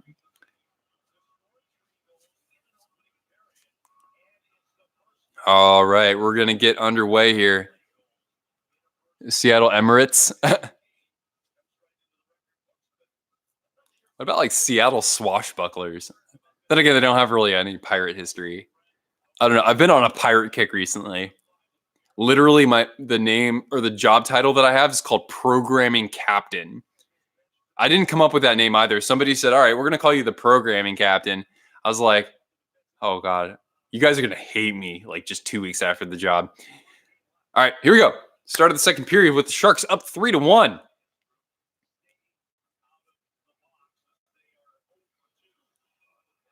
All right. James Reimer covering up the puck for face-off in the Carolina zone. You bet that they'll get the Supersonics back? Man, I hope so. I hope so. Because once they left for Oklahoma City, absolutely nobody gave a damn. Not to say that Oklahoma City doesn't support the team, because clearly they do, but yeah, when they were the Supersonics, that's where it was at right there. Oh, shot from Brendan Dillon. That doesn't quite get through, and the Canes trying to break out, and a big hit from Brendan Dillon at the blue line.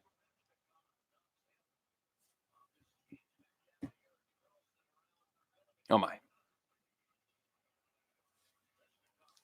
Sorry. Who did I ignore here? That was funny. My best friend just texted me and he's like, "Lol, Kane, where was this in the playoffs?" Yeah, so Kane just scored more goals that period than he did in all the playoffs last year. Wow. Yeah, Kane is everywhere tonight. He was behind the net trying to take it away from the goaltender with Jacob Slavin there. By the freaking way, I called this before last year. Jacob Slavin, that guy is elite. If you statistically compare defensemen, like all around game, Jacob Slavin is a top 5 defender. Top 5.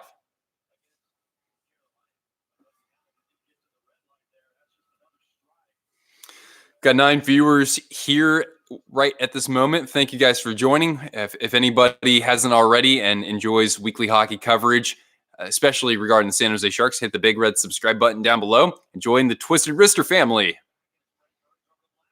Oh, Vlasic's shot even got on net. Oh, Couture. It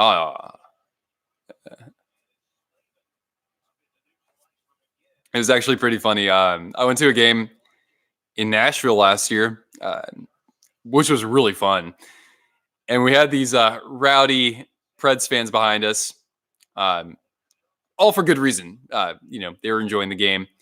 And it was funny because this one girl kept trying to refer to a wraparound attempt. She kept calling it a reach around. So it was just so funny because like the other guys were just like, no, that's not what it's called. And she's like, oh well, you know what I mean. And so it was funny because then there was a wraparound attempt later on, and I just like turned around and I was like, he almost had the reach around there.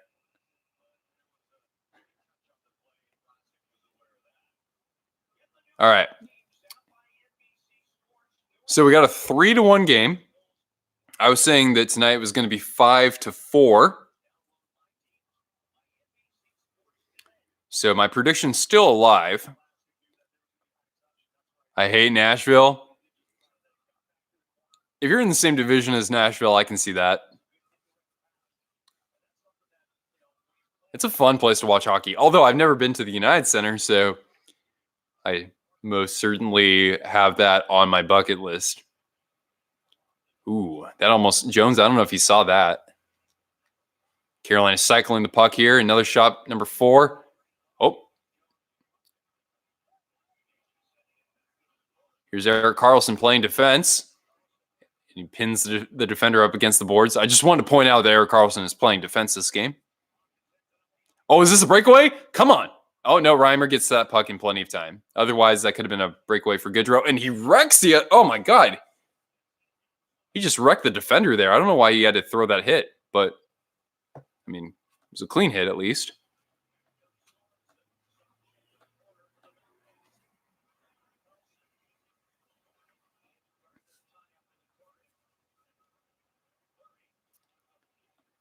All right, Jumbo. Come on, man.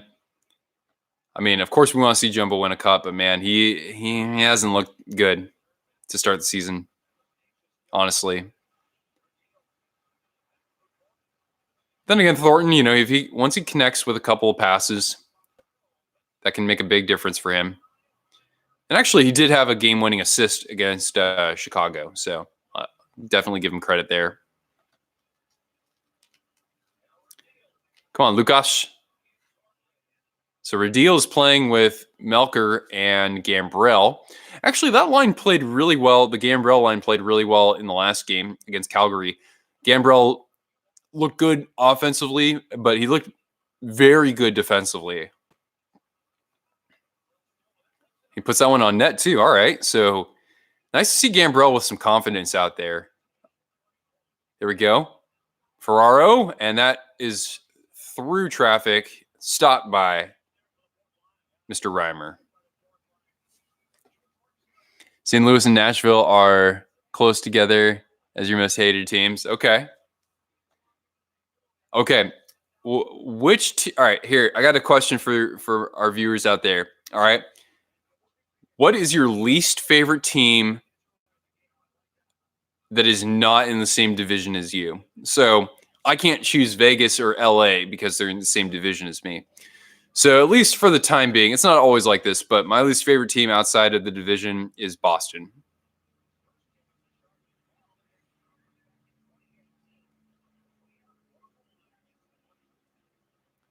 Well, Boston's won so many championships across its sports, so it's like, come on, let's see somebody new. All right, here we go. Kane. Dylan at the side of the net. The second line for San Jose has looked so good tonight. I'm going to be like Mugatu when he's like, that Hansel is so hot right now. I'll be like, that second line is so hot right now. Vegas or Detroit? Okay, so as a Chicago fan, your least favorite team outside the division is Vegas or Detroit. I mean, Detroit for the longest time, right? Oh, Jones extending the pad to make the save. Off Warren Fogle. Good save. 6-1 Oilers? Oh my God, they're scoring at will. Hey, when do they get to play the Sharks? I'm looking forward to that. It's pretty much like, I mean, no matter how the Oilers are doing, if like I have the opportunity to see them every year, I'm just like, yeah, I'll come see McDavid. Like, I don't care how the teams are playing. It's like, nah, I'll pay to see McDavid. Logan, Patty. Oh my God. And Reimer sprawling on the ice, but they can't corral the rebound. Looks like Couture took a stick to the face or something, but they're not calling anything.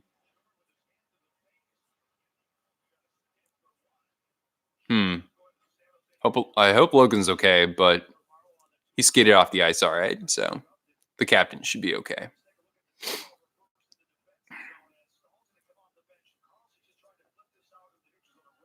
Oh wow, what a nice knockdown in the offensive zone there. Early 2010s, least favorite team would be Vancouver, Detroit.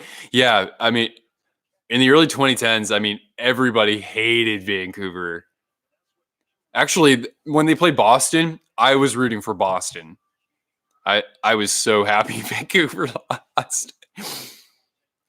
Then again, I was a little angry at Chicago too for a while there, Nick. Caps, why?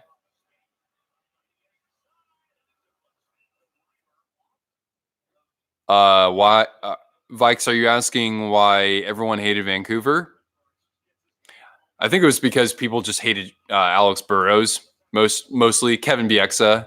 Yeah, Kevin Bieksa was another one that people just couldn't stand. Yeah, and I think people got even more mad at the Canucks when after the 2011 Cup, the fans rioted and were just like lighting cars on fire. No, not everybody was doing that, but yeah. Caps. Oh, really, AJ? After any team in your division, which is probably I would think the Flames are AJ's least favorite team, then you don't like the Caps. Okay, that's interesting. 3-1 already. Well, yeah, Team Money. Didn't you see Evander Kane had the hat trick in the first period? I do not make this stuff up.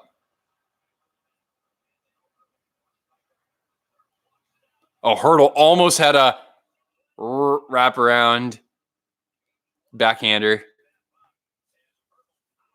All right, 1 second. I'm just going to grab something to drink. How's Patty boosted our team so much? Oh, so you're a Vikes and a Sharks fan like me. Oh, freaking fantastic. There could be some more of us out there, yeah? I just got the notification about that. Oh yeah. It was nuts. Yeah, so T-Money, Evander Kane scored on 2 power plays. Sharks like wasted no time on those, and like the second power play, which came in the waning seconds of the period, Kane just tapped in a shot pass from Burns like 10 seconds into the power play. 1 sec, guys. Just gonna get some more juice or some more Sprite. I think the roach juice might need to go back in the fridge. Oh god.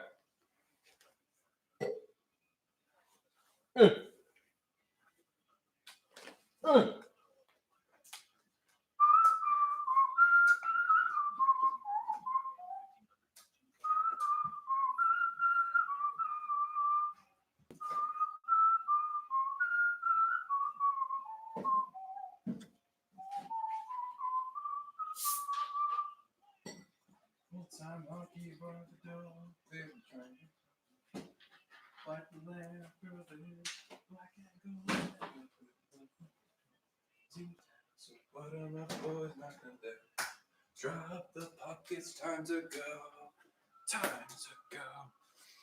All right, hold up. There we go. Yep. All right.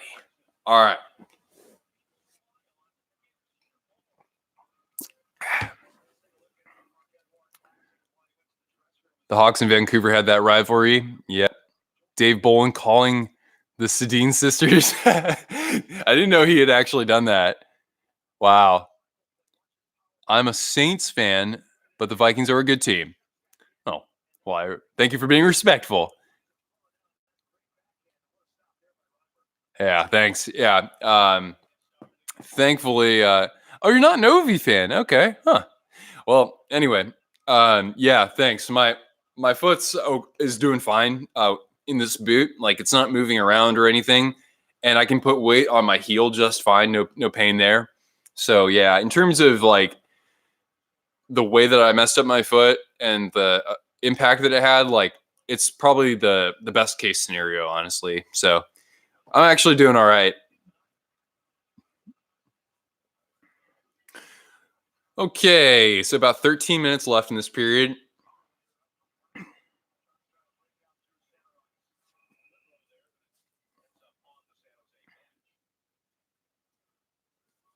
All right, how about this one?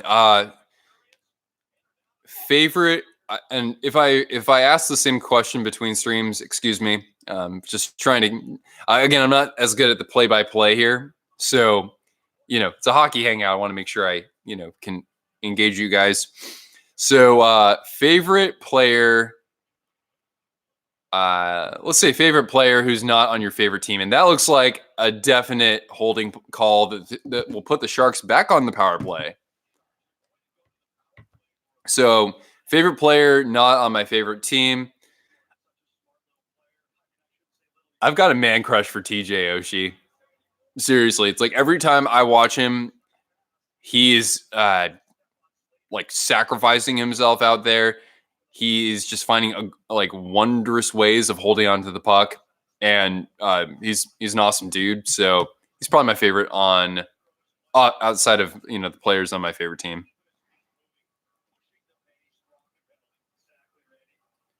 Not perfect, but I think this is the cleanest I've seen the Sharks this season. That's my other best friend. Well, hi Zane. How are you now?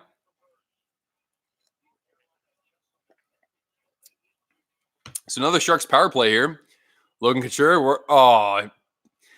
That's the thing. The Sharks love to do the no look pass behind them on the power play, aka Mr. America. Oh, absolutely.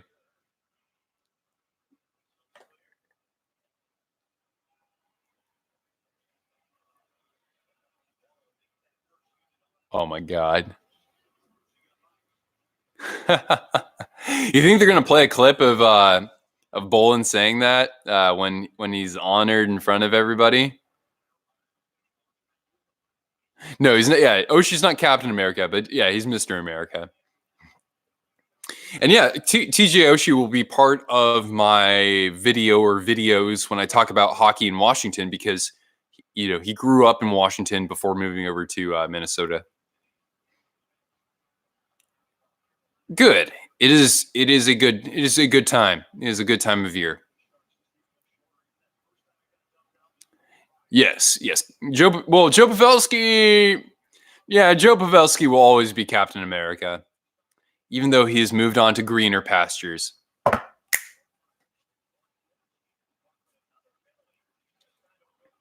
Oh, the Sharks are going to get called for a penalty here. I actually didn't see that one.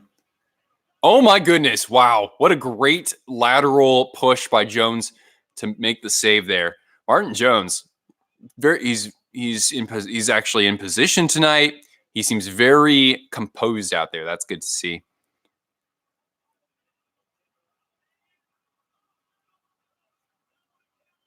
Wait. Oh, okay.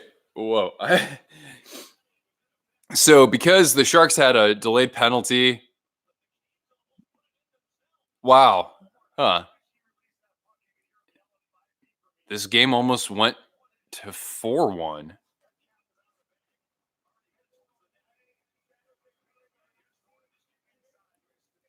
Oh, really? You had a friend do a mock expansion draft for Seattle.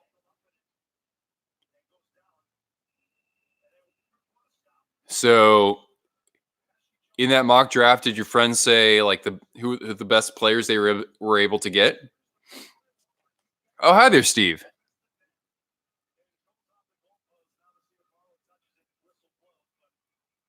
Oh, thanks, Steve. I appreciate that, man. Hope you're doing well.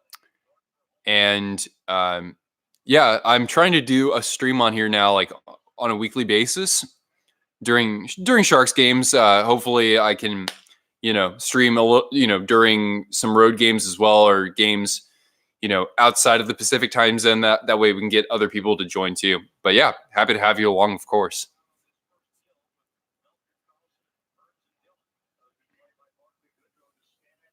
Seattle getting a team is awesome. Heck yeah, it is. I'm very happy. I mean, Seattle, like I know people like to, poke fun at the Seahawks fans, but Seattle can be a great sports town at times. Absolutely, their support for the Seattle Sounders is remarkable. They get at least 40,000 people at each of those games.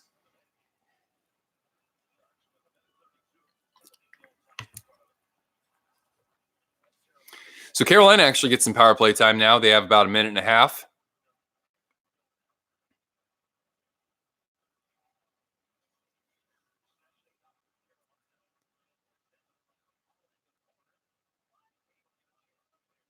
All right, Sharks get a clear there.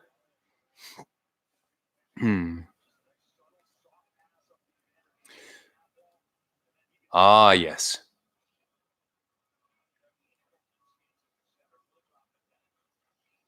Oh no, Yalmerson he broke his femur. That sucks. That puts you out for like half the season, I would imagine. Yeah, yeah. T Money. I think we had mentioned that earlier as well. Yeah, I don't think we're all really fans of those road uniforms for Carolina. I mean, it would have been cool if like maybe on you know what they could have done? It would have been cool if they just had the logo or uh, the hurricane flags or the tropical storm flags, something like that here. And then they could have done like, hey, I would have been a big fan of this if they put canes down the arm like the Atlanta Thrashers did. I think that would have been pretty cool. Ooh, and that one doesn't quite get through. Okay, wow. So the Sharks are doing a good job of disrupting the shooting lanes now. So that kind of neutralizes things on the power play. Yalmerson will be out for about 3 months. Yeah. It was a ripoff of the Rangers jersey. And that's the thing, too, because like the Rangers road uniforms, because they actually have like the color plays a little bit more interesting with blue in the mix there too, and they have like the nice striping on the yoke there. Yeah, I think the Rangers unis, they're the only team that can pull off like the word mark and whatnot. I mean, those jerseys are one of a kind, as simple as they are.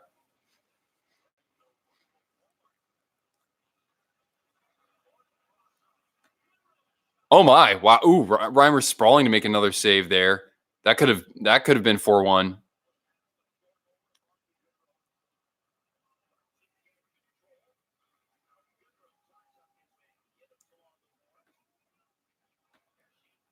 Yeah, I mean Seattle is. I'm interested to see if they also kind of go with that same blue or kind of like darker blue and green color scheme. Although the Canucks use that already, it's kind of emblematic of Seattle sports at least now. Or they could go with green and gold. I would be a fan of that as well, kind of like the Supersonics. So yeah, I mean like team name, the branding behind that.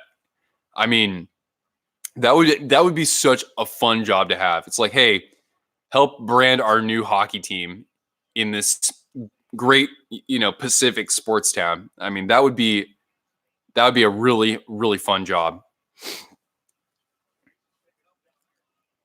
Yeah, I remember when the Sharks when they offer sheeted Yalmerson. Yeah, but instead the Hawks kept him on that deal, and then the Sharks were able to get Niemi. I mean, it worked out for both parties. I know that Niemi wasn't quite as good as he was with the Hawks that year, but he still had one or two very good years. Not a great goaltender overall, but I mean, what were we going to do with Nabokov?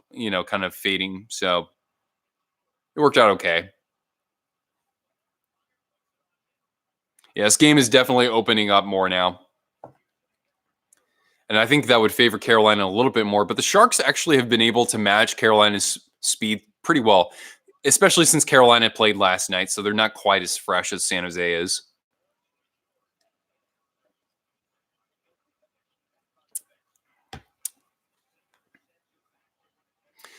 Who's in the Winter Classic this year? Team Money, it is the Dallas Stars hosting the Nashville Predators.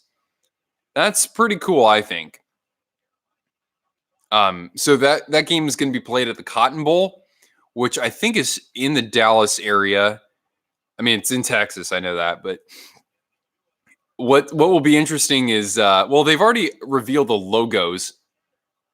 I like the Stars logo that they're going to use for the game, since that kind of pays tribute to like older hockey teams, I guess. Nashville's looked a little generic. I mean, it was a nice design, but didn't quite look like it was part of that franchise necessarily.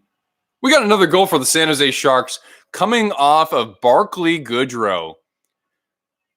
Wow, that's good to see that line scoring.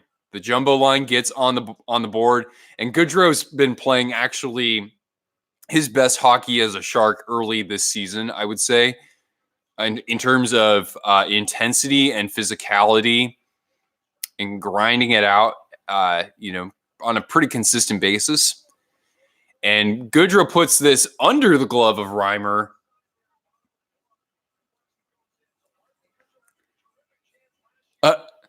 Barkley has to go to his bank. Yeah. Anyway, I'm glad that the Winter Classic goes to a market that it's a smaller market, but it gets broadcast on a much bigger stage. And the town sees a lot more signage for that sort of thing. So I'm glad that's happening. Absolutely. I'd like to see now. Some people say that they need to, dumb down, or not dumb down. They need to, reduce. Reduce the number of like outdoor games. I mean, I don't know. I myself, I'd like to see like one. I'd like to see maybe more outdoor games, or maybe doing, putting them in different markets and just doing like. It doesn't have to be every month, but like maybe 4 a year would be kind of cool. You have like one toward the beginning of the year, one Winter Classic, and then maybe like a stadium series. So maybe 3 or 4. And yeah, doing that across a variety of stadiums. Just my thought. The only thing is that like when you actually go to those games, unless you have a really good seat, I mean, you kind of need binoculars, I think. I don't know, Nick, you can maybe weigh in on that. You had some pretty decent seats, though, from what I recall last year, though. Niemi's in the Finnish. Okay, so Niemi is still playing in the Finnish the Finnish Liga, so that's good. Can I pull up the logos for those teams? Well, I can show you on my phone.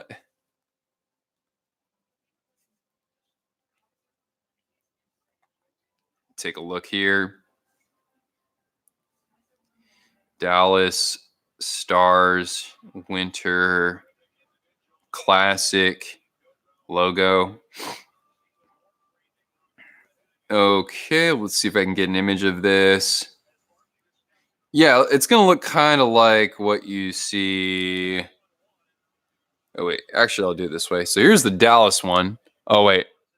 Yeah, it looks kind of like that. I'm sorry if the image quality is super glary. So that's the Dallas one. And let's see if I can find Nashville. Come on, Nashville.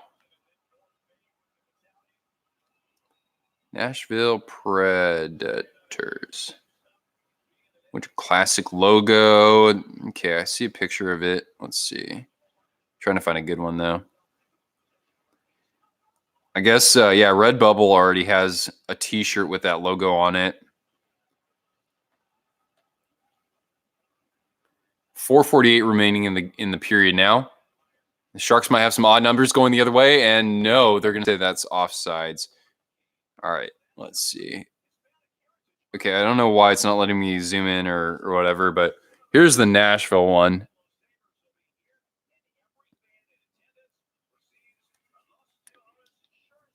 You don't want to you don't want to sit lower in a Winter Classic game or an outdoor game because you only see the head of the players. Oh, that's true. Yeah, that's a good point. Because you'll I guess so because part of the ice is going to be protected by the boards there, so you won't be able to see everything. Oh, we got a little scrum in front of the San Jose net now. Getting a little chippy there with Burnsy boy. And looks like Jordan Martinook.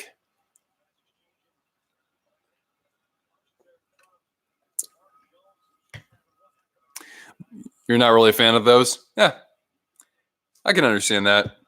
I really want to see Dallas try to kind of fuse their jersey designs between, the color scheme that they have now and the star jersey that they used to wear in the late 90s. I still really like those. I mean, it's a very unique design.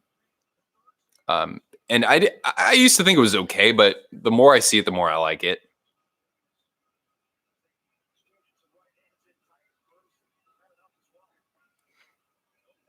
Did you guys see that Jaromir Jagr turned 47 years old today? And he's still playing in the Czech Extraliga. I don't know how many goals he has, but I know he has at least one goal. Oh, whoa. I didn't even know the Sharks had committed a penalty there. That must have been a roughing on Burns or somebody else in that scrum there.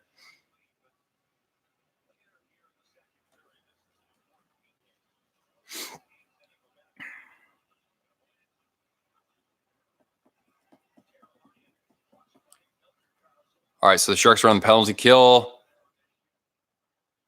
We'll see if Dougie Hamilton can get another couple shots to the net. That first goal that he had was really nice. Ooh, that was a open look at the net for Carolina, but they couldn't quite convert.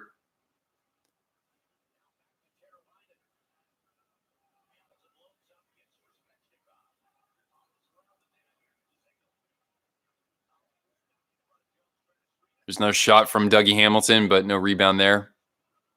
Though the Canes retain possession with under a minute. Ooh. Oh, shoot. Another penalty is being called on the Sharks. They're going to call a hook? I didn't quite think that it was him who had initiated that, though. I thought that the player just kind of skated into it himself. Jagr will never stop playing? Maybe not. He must be in fantastic shape.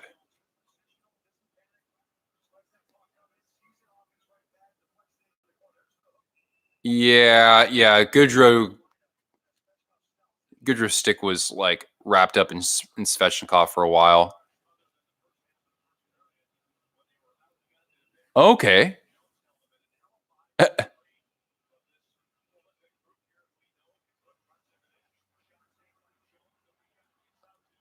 Dixie Flyers. I don't know if I've ever even heard of that team. So yeah, it's a 2-minute advantage for the Hurricanes for half a minute. The last thing you want to do if you're the Sharks is to give up a goal in the last second of a 5-on-3. Oh, but now it's going the other way for the Sharks, and Couture couldn't quite keep a handle on the puck. So the 2-man advantage will wind down very shortly, and then the Canes will have a power play for about a minute 20.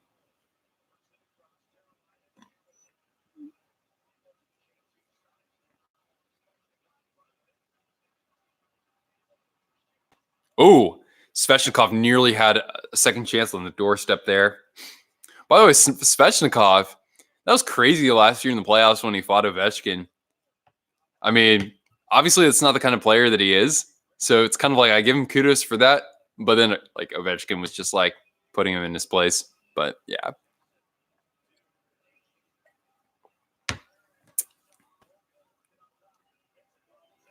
Oh, wow, the Sharks almost committed another trip right there. Dzingel, right behind the net. Oh, Gardner couldn't keep it in the zone. That's unfortunate for them. You remember Jagr playing for Boston in the Cup Finals? Wow, I forgot that's when he was on Boston. Yeah, remember Jagr even played for the Stars?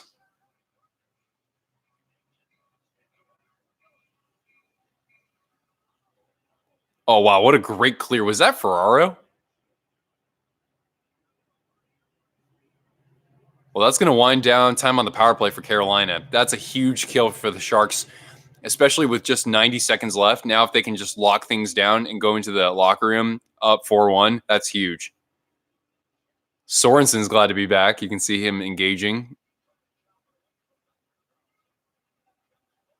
This game could actually get kind of chippy here. I wouldn't be surprised.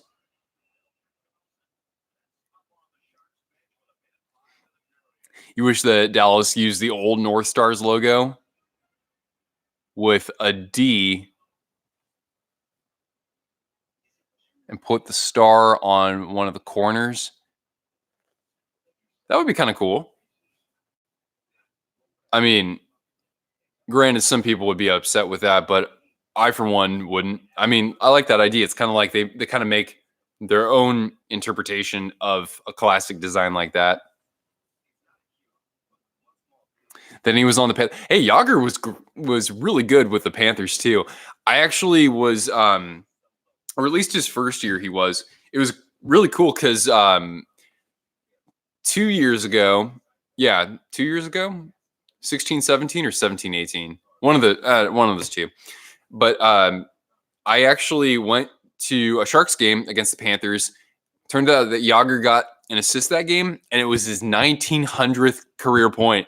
And the fans like all stood up and cheered pretty loudly for him. So that was actually really cool to see.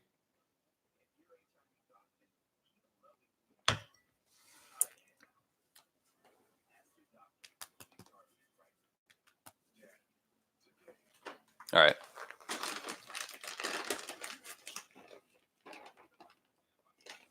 Feel like if you got hired to design logos, you'd be rich as heck. Oh, thanks.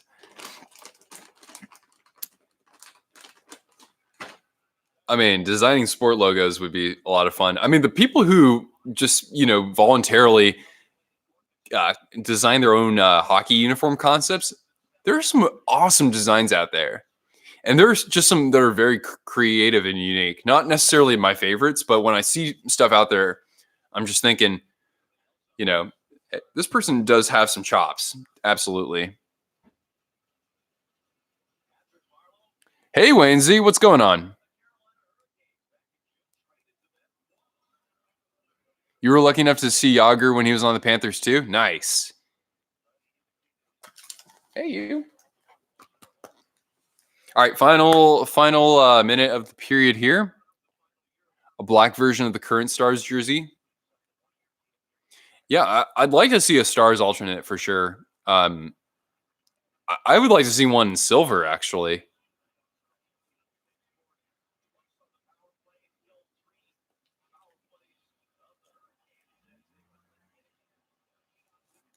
Now, I know that Reimers conceded 4 goals, but I wouldn't really fault him for any of those, considering 2 were on the power play. The Goodrow one, I don't think there was that much traffic there. So, yeah, Reimer probably with the glove there could have stopped that one. Nonetheless, I don't think he's playing a bad game.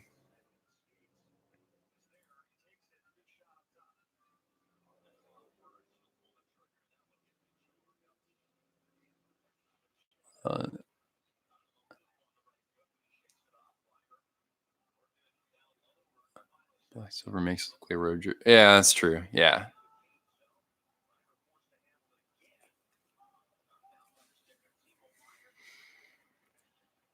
Okay.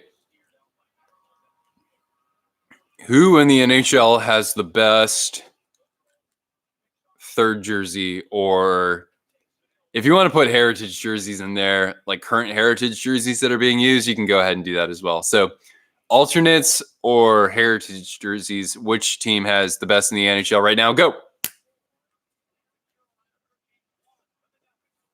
By the way, we're at the second intermission right now. And the Sharks, man. I mean, I know that they're capitalizing off a team that played last night, but oh man, they're finally coming around to playing like a good team. Yeah, the Sharks alternates your favorite, T-Money? I mean, I wouldn't necessarily say it's my favorite among those out there, but I love it. I think it's great nonetheless. Hey, King Angus, how are you now? Welcome to the stream. Look at this. Look at this little There's a little bundle of love right here. Blackhawks Heritage jersey from Winter Classic one. People like that one a lot for sure. You like the all black? Oh, not so bad. I'm doing just fine. Although King Angus, I will. I have something fun to show off.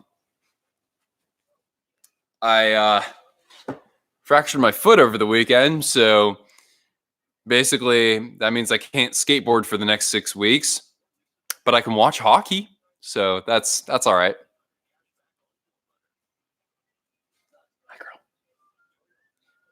Yeah, probably the worst thing about all this is trying to take my dog out because I have to walk down a flight of stairs, and then sometimes if I'm in my bedroom, like I go downstairs and then go downstairs again, and so that can be a bit of a pain, but it's all right. Thank you, Waynesy. Thank you.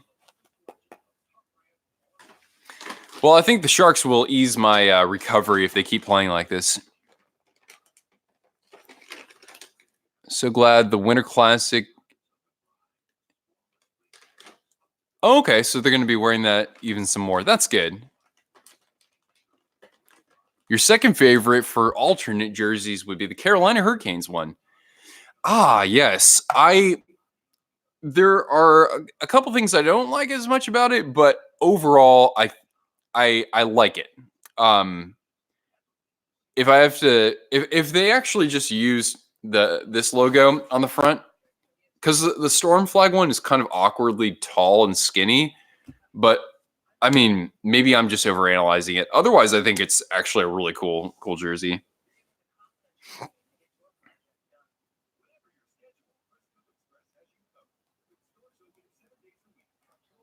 Yeah, yeah. At least it's a boot, so it's not like wearing a hard cast. So I can actually move around. I can remove this, so I can actually drive. If I was in a hard cast and I couldn't drive, that would suck. Especially like I don't live in an area with good public transit. What's my least favorite Kings jersey? I mean, like the current ones that they have right now, they don't really have much personality to them. They look good in that I like the silver. Um but yeah, I prefer the classic chevron design from, the Wayne Gretzky era. My favorite Kings jersey would be I like the alternate crest that they made their main crest for a while. The one with like the lion on it and the hockey sticks and whatnot. I like that one, and I like the idea of going purple and black. So that would be my favorite from the Kings.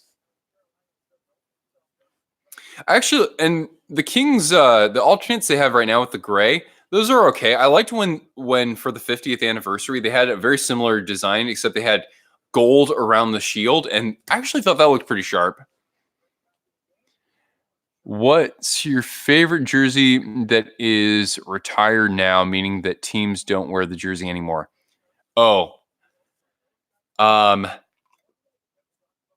for a team that's still in the NHL, it's homer pick. It's the San Jose Sharks heritage jersey from 4 years ago.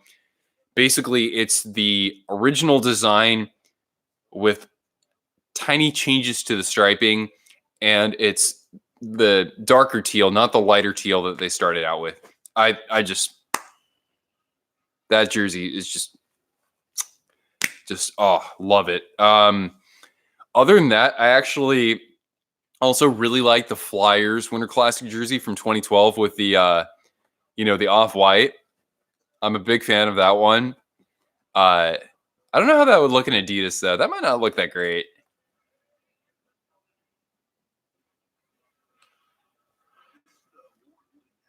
Yeah, T Money, that's a good point. I think that yes, while I might critique the actual overall shape of the main crest on the alternate jersey, the fact that they put the North Carolina state outline in the flags or between the flags, like that is just That's a level of professionalism in design that I wish I could have, but I never will get to. You still want the Blackhawks to bring back the Black Third? I used to be a huge fan of that. Maybe it's, you know what I wish that they would do is for the Black Third. I wish that the alternate logo was just I wish that was kind of the same that they used in the 2015 Winter Classic, where it's like red and black, and I guess it's just red, black, and white. Like I didn't like how it was green and yellow on the top there for the black jersey, but that's just me. Favorite throwback jersey is the Hartford Whalers. Hell yeah, absolutely. I have to get a green one. I have a white one, but the green ones are kind of hard to find. At least not unless you want to pay like $200. What about the California Golden Seals? Yes. I like the idea of owning one. I don't have one. I never thought their jerseys were anything great, honestly, but the color schemes were pretty unique. The logo itself was pretty different, and the fact that it's a semi-local team, I would certainly get at least one of those jerseys if I could. I kind of want to get one of the original blue and green ones with the actual seal logo. I'd probably go with that. Least favorite current alternate Pittsburgh Penguins jersey. Yeah, I can't get behind that one as well either. I like their normal home and away jerseys much more. Yeah. Pavelski scored today. Yes, he did. Yes, it's nice to see Pavs get on the board. And I think they're showing highlights of that just right now. Yep. Yeah, Pavelski just in front of the net with a little tipski. Yep. Oh, my God. Oh, Pavs. Why, buddy? I understand, though. That wasn't just Pavs' decision. That was definitely a management decision as well. And while the Avalanche finally lost, but in overtime, so that kind of doesn't count quite as much, being a 3-on-3 game. Yeah. So yeah, 4-1. Way to go, Sharks. Although, yes, you're playing a team that is coming off a back-to-back.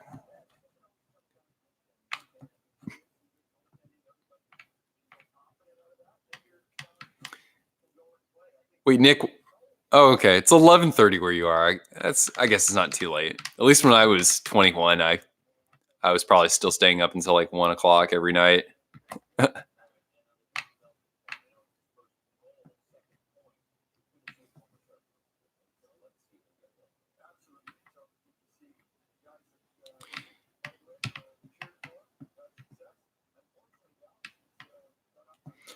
Well, let's see. Seeing that everybody, unless I don't know if AJ is still here, Atlanta Thrashers jerseys.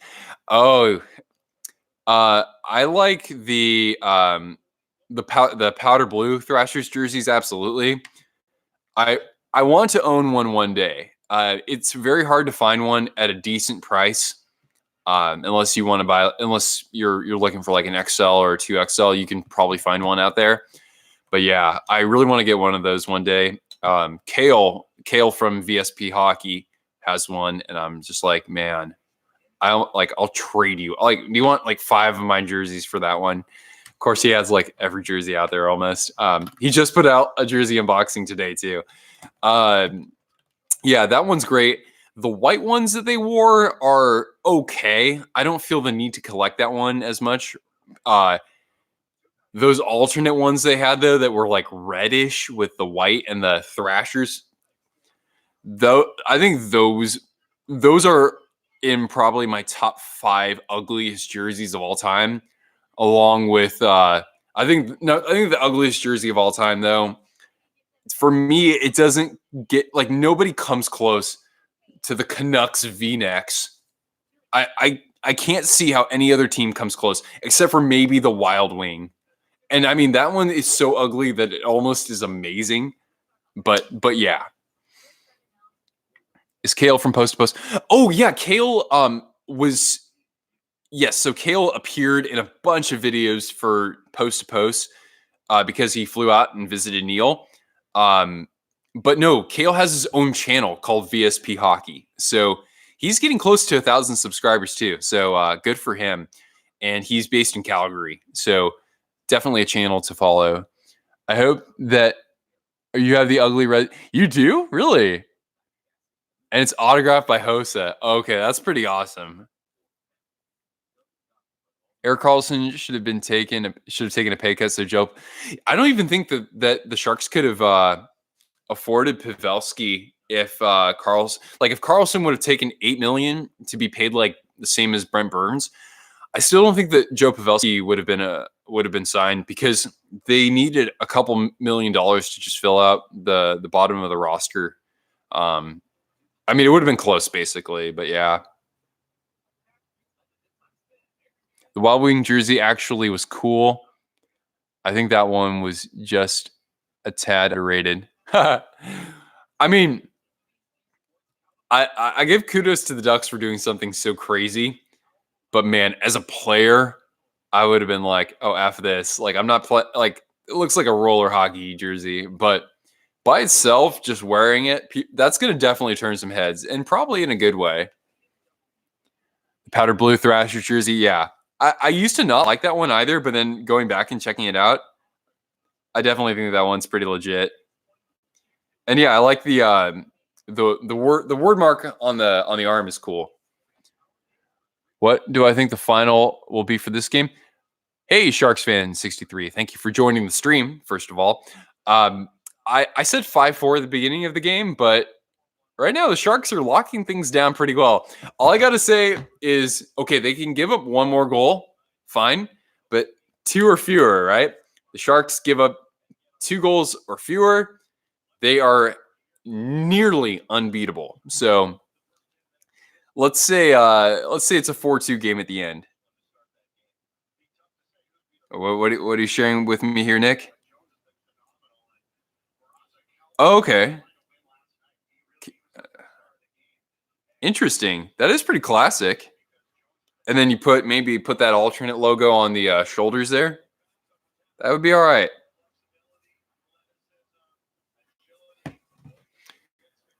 5-2 Sharks. Okay. 5. But who scores the 5th goal? And is that an empty netter? Oh wow! So you do have. Wow! I almost did a walk in there. Wow! Wow, Nick, that's an amazing jersey. Wow. Oh really? You have a channel, T Money. I don't know if I'm subscribed to you. I'm gonna have to check it out though.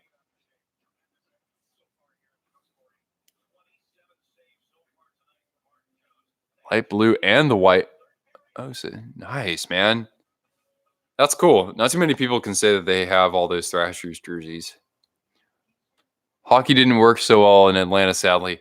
No, it's actually pretty funny. If you go to Jillian Fisher's channel, she walks around Atlanta and in a Thrashers jersey too, and she asks people, "Hey, do you know where the Thrashers play?" And people they're like, "Oh, they might play at this stadium or whatever." So that not that many people actually know the Thrashers have been long gone. Unfortunately, Kevin LeBanc power play goal. Wow, so that would be 3 power play goals for the Sharks. Is Mrazek in goal for the Canes? Well, first of all, the third period hasn't started, at least not for me. I think that they would let Reimer stand. I think Reimer's been fine. I just think that one of those goals wasn't good. Maybe the 4th one. Wait. I do mainly gaming. Okay. But you're doing college football and NFL predictions. Oh, cool. I will certainly check you out because I'm also watching NFL channels out there. Why did the Thrashers leave? It was before I watched hockey. Oh, yeah. I mean, they just weren't drawing. Atlanta's a tough sports market, oddly enough. I mean, one thing that just as a trend is that they haven't won a championship. So, you know, yeah, Atlanta is one of the most difficult sports markets. Although I think their MLS team might have won a championship. But if you look across like baseball, football, basketball, like no Atlanta team has won since the Braves in 1995. So it's definitely one of the hardest places to kind of like keep up the spirits of the fans there. Another cursed metro area for sports is Minnesota, sadly, as no Minnesota team has won a professional title except for the Lynx since the Twins in 1991. So as a Vikings fan, I definitely feel for the Minnesotans out there. I grew up a Twins fan, actually, which is funny because I never like my family. No, I don't have any family from Minnesota. I just picked the Twins when I was a kid. I don't know. It was because I saw them on TV when they won the World Series in '91. Maybe I was 3 years old, almost 4 when that happened. But yeah, I liked the Twins growing up. I mean, I still do, but I'm a Giants fan first and foremost.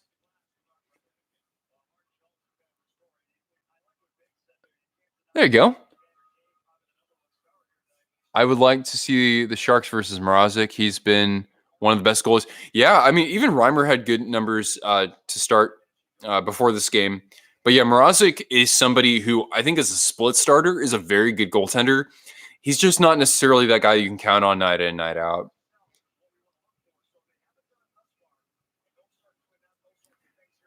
Okay, so third period is just about to get started here.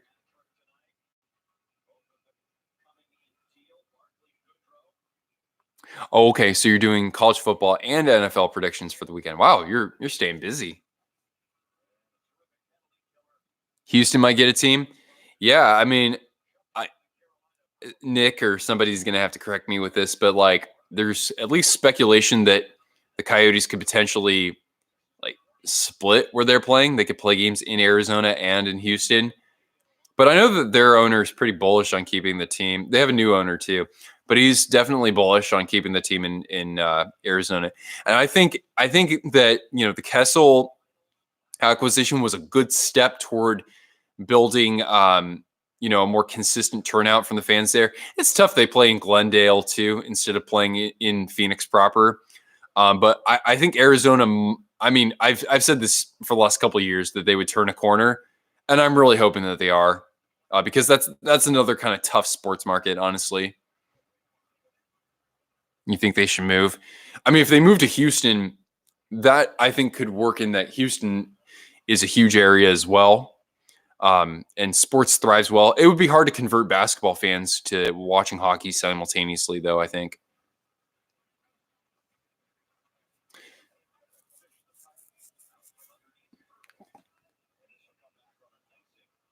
Yeah, Corey Crawford and Robin Lehner. I figured that would be kind of a split start. Maybe at the least like 50 starts for one, 30 for the other. They should move the Yotes to Quebec. Well, I mean, uh, a lot of folks would say, if anything, multiple teams should move back to Canada.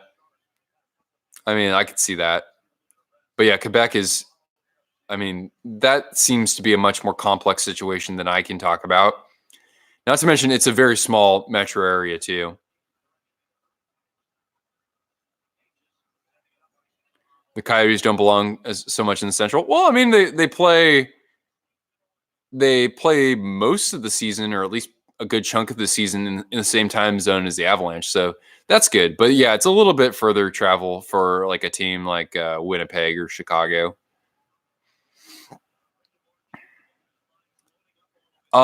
Second favorite team is Buffalo. I mean, I'm not like a huge Sabres fan. I I've liked Florida a lot more over the last couple of years too. So it's kind of like when I see those two teams playing each other, I'm like, oh, cool. Like I'm excited to watch this and see what happens. Like I don't really care if Buffalo loses or if Florida loses. Um, that's not what you saw coming. Houston Coyotes, yeah. Uh, I mean, I've also it's funny because sticking in the same division, I've also been a Leafs supporter for sure. Not it's kind of hard because like they get so much coverage, so it's kind of like, well, I don't really, I don't want to be seen as somebody who's just like hopping on the wagon. but like one of my good friends out here in this area is from Toronto, and so it's fun like talking and watching the Leafs with him. So it's like I got a bit of a soft spot, but I mean like Buffalo is definitely a team to kind of cheer for in that they're on. We always think they're on the cusp of actually getting over that plateau and back into the playoffs, and they have some young talent as well. So not to mention, I mean like that's a city where they live and die by their sports. Absolutely. Among American hockey markets, Buffalo has like the best ratings even when their team is not in the playoffs, which is unbelievable. Houston Aeros. Yeah, yeah, that could be possible.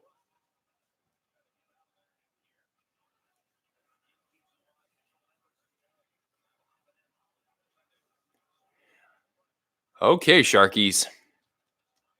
Let's see if the Sharks let up a little bit offensively and try to lock things down defensively a little bit more. Though they did that decently in the second period because Carolina, had quite the advantage on the shot clock early on. Ooh.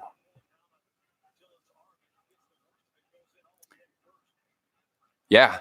Yeah, the Houston Aeros were one of those. They were an AHL team. Weren't they also in the WHA as the Houston Aeros? I don't know. Correct me if I'm wrong.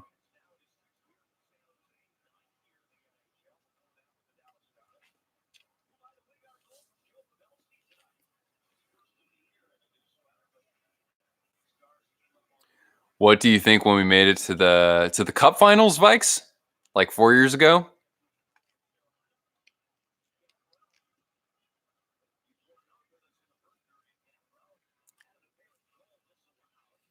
Okay. Um, well, when the Sharks made it to the finals, they weren't expected to. They were underdogs in the first round against the Kings pretty heavily too, because a lot of folks thought that the Kings could make it back to the finals. And they won convincingly. And I mean, like we were thinking we were going to get bounced in the first round.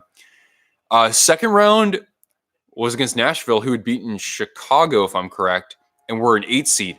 And that was a fantastic 7-game series. Even if we would have lost, I would have been happy with the outcome of the season just because of how competitive they were in the playoffs. Against St. Louis, we were, again, pretty heavy underdogs. That was the one where I was just like, whoa, what? Who are these guys? So the Sharks definitely were surprising getting into the finals, but they definitely disappointed once they were in the finals. Pittsburgh just destroyed them.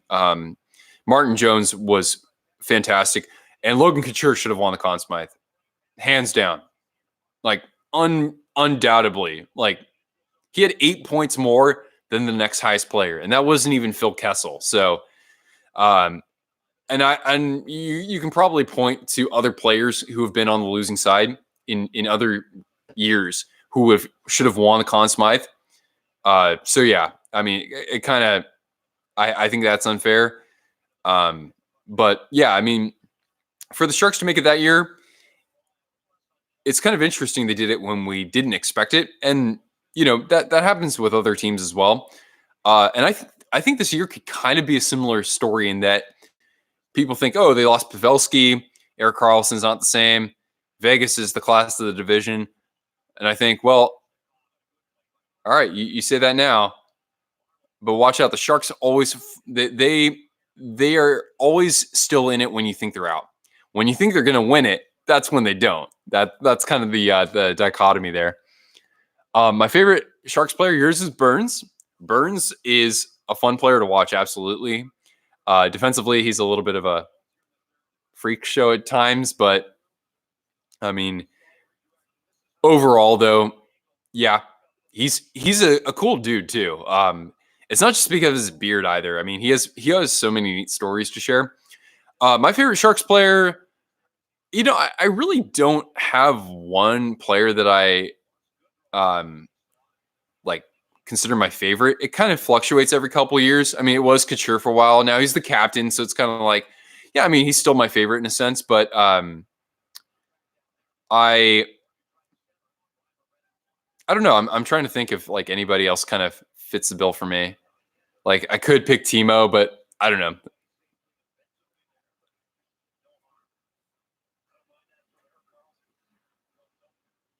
there are also players who come up once in a while who I try to like root for, who I think have potential. So like right now, I mean, even though it's a small sample size, I'm hoping that like Gambrell can stick around. I'm liking what I'm seeing from Ferraro as well. Sorry, let's see. How long until we make it back to the finals? Don't worry about it. That's all I got to say. Don't worry about it. Logan Couture has always been your favorite from San Jose. Absolutely. I mean, if you're watching the playoffs, Logan's just an outstanding player in the postseason. And in the last, decade, basically, Logan has more goals than any other player in the playoffs except for Ovechkin. And he's pretty close to Ovi too. You went to a Wild versus Sharks game. You were at the bottom against the glass. Nice.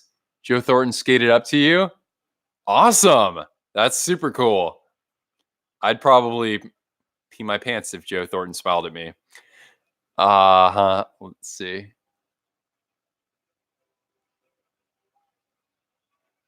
Okay, yeah. So the Arrows were part of the WHA, and the House played on the Arrows as well. Oh, I forgot about that. Oh, nice. Well, that's good. Then that way, like you can just watch that over and over again. This year should be a deep run for the Sharks. I mean, early on it doesn't look like it, but we're so far away. I mean, I don't want to count them out because again, when they're least expected to do well, there's a tripping call for the Sharks will go on the power play. Yeah, it's like when you least expect it, they do well. Actually, you know what? And you got to remember this too, right? Under Peter DeBoer, okay, first year Stanley Cup Finals, second year bounced in the first round, second year bounced or third year, excuse me, bounced in the third. Or fuck, I'm gonna start over again. Sorry for cursing. Okay, Peter DeBoer regime. Okay, first year Stanley Cup Finals, second year bounced in the first round. Third year, bounced in the second round. Fourth year, bounced in the third round. Fifth year. So they could be making a deep run. And I know that a lot of people harp on DeBoer, and I can kind of see why. But I mean, credit the guy in that under his time, the Sharks have won 6 playoff series in 4 seasons. Not many other teams can say that. So he's doing fine. Yeah.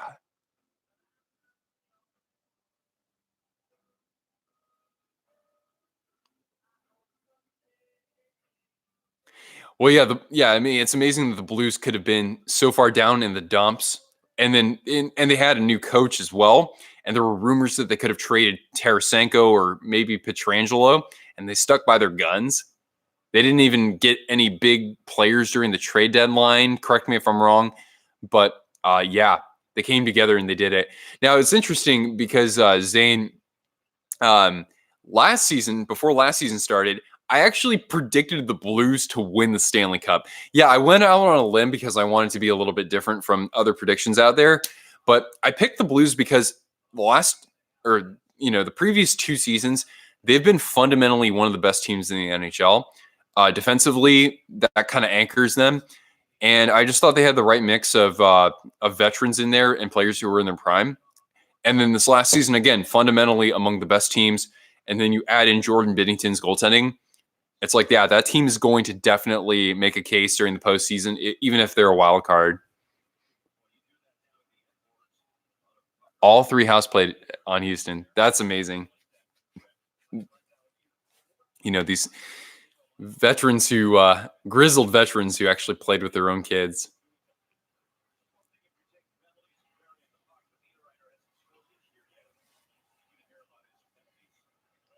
All right, Kevin Labanc on the power play. Oh, Sharks fan, you almost called it. You almost called it there. Labanc could have shot that puck. It would have been on his backhand, though. When was the last time Kevin Labanc scored on his backhand?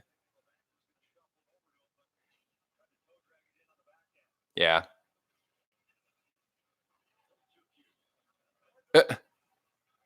So yeah, it's really the Sharks' opportunity to put this away if they want, but they don't really have the same edge this period so far. Thought the Sharks were going to win it last year. Well, that I kind of thought that at one point, but I mean, once St. Louis was just asserting themselves physically against us, I game 4, the Sharks could have they got a little snake bit in game 4, honestly, and I know game 3 was the hand pass game, but yeah, if the Sharks got close to winning game 4, if they would have, then yeah, I mean, they would have been in position to go to the finals, but I don't know if they would have gotten past Boston, honestly. What player that gets under team skin is my favorite? Great. That's a really great question. Um, Now, I would say before last season, I had actually liked Tom Wilson's game, but by now, actually, you know what? Now he's coming around to not being quite as dirty. But yeah, I can't really say Tom Wilson as much.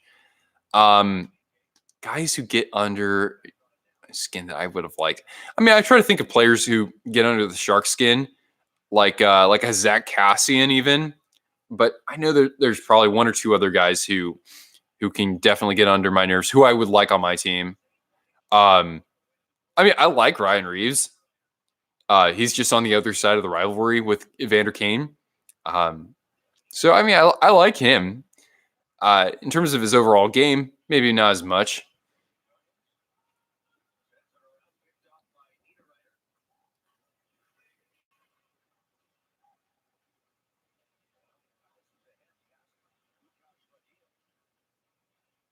A guy like Scott Hartnell, I know that he's not in the NHL anymore, but he was somebody who people used to who couldn't stand. If Scott Hartnell was on my team, though, I would have loved that. Andrew Shaw. Well, I had a feeling I knew why you asked that. The Sharks were going to win. Yeah, yeah.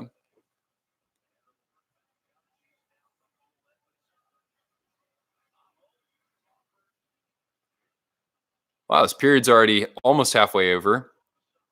Not as many chances though for either team, for that matter. Used to be Dave Bolin. Yeah, Shazi. Yep. Yeah, Dave Boland was like that was probably one of those guys where they just found a way to just bite your team in the butt when and that would be like the nail in the coffin to take the wind out of your sails, and you're like, oh, Dave Bolin scored this goal, like we have no chance now. It's like it just wasn't meant to happen.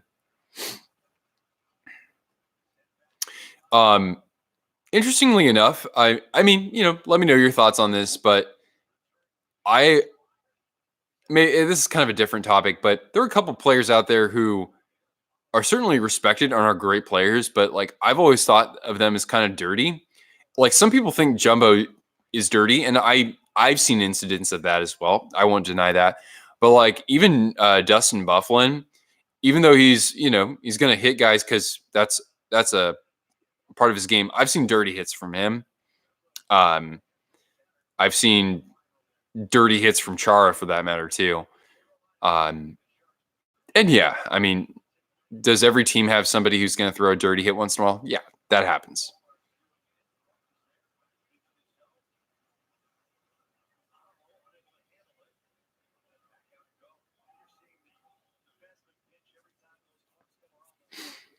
Dave Bolin is the rat for a reason. His last goal as a Blackhawk was in the 2013 Cup winning goal. Wow. That's one way to ride off into the sunset. Um, I mean, it was crazy. I recently put out. Yep. Shameless plug here.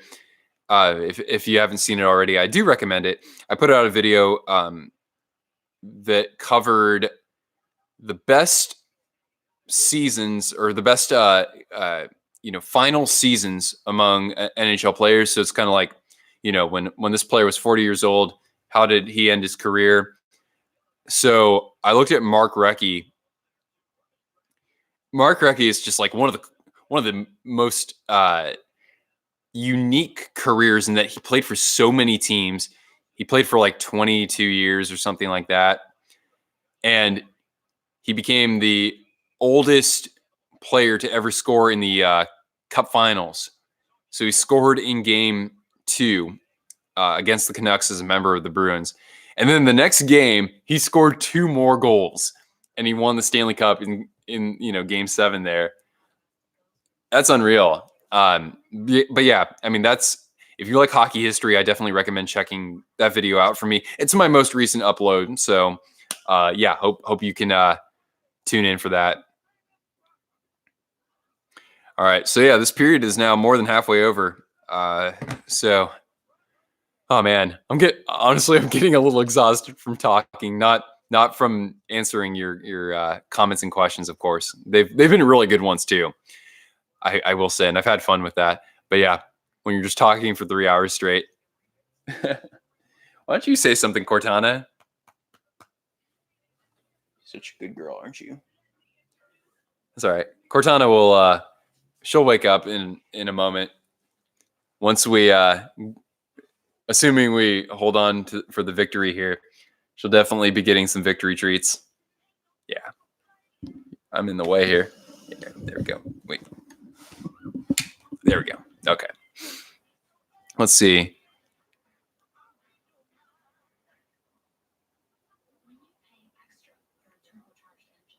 Yeah, Hossa also had a pretty solid year in his last season too. So a couple times I weighed the options of taking some players out, putting some other ones back in. I'm just glad I looked at Hossa. I mean, honestly, like the way I determined my list was like I just went through the highest scores in NHL history, and guys who played in like the most games, and I just kind of like clicked on their stats, and I'm like, yeah, that's pretty good. That's pretty good. And then I did some shuffling after that, but I went through about like 250 players.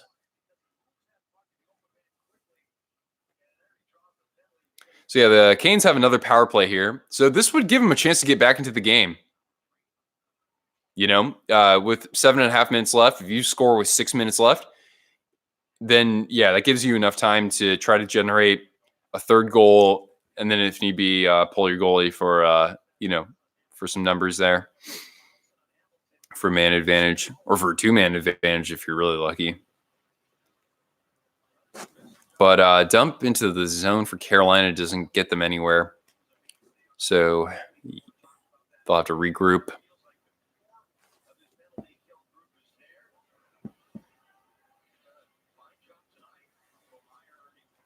Actually, the one thing that's been pretty consistent for the Sharks so far is that their penalty kill has been really good. And they've done this before where they've gotten off to a hot start on the penalty kill, but then the power play won't come through. And then it kind of evens out, and then their PK kind of goes down, their power play goes up. But for the time being, it seems like their PK is really good, and their power play is starting to do well. Yeah. Hey, kiddo. My favorite no goal.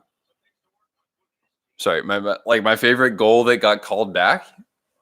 I don't know if I watched enough hockey to be able to answer that.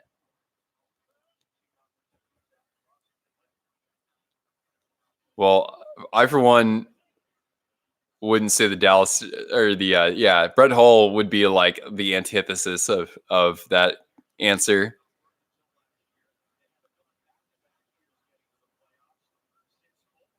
Or I mean, I could talk about my favorite save of all time. I mean, that's technically a no goal. But for anybody who watches the Sharks or has seen like a lot of Sharks highlights over the years, my favorite save of all time, or at least one of them, would be Yevgeny Nabokov's glove save on Brad Richards in 2008 in the conference semifinals.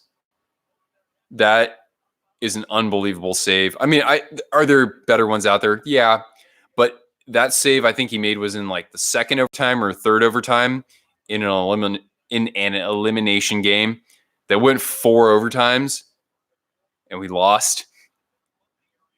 Oh man, Andrew Shaw, Oh, okay. Well, how about the Joe Pavelski goal against Vegas to open up the series? Were deflected off of his jaw and went in.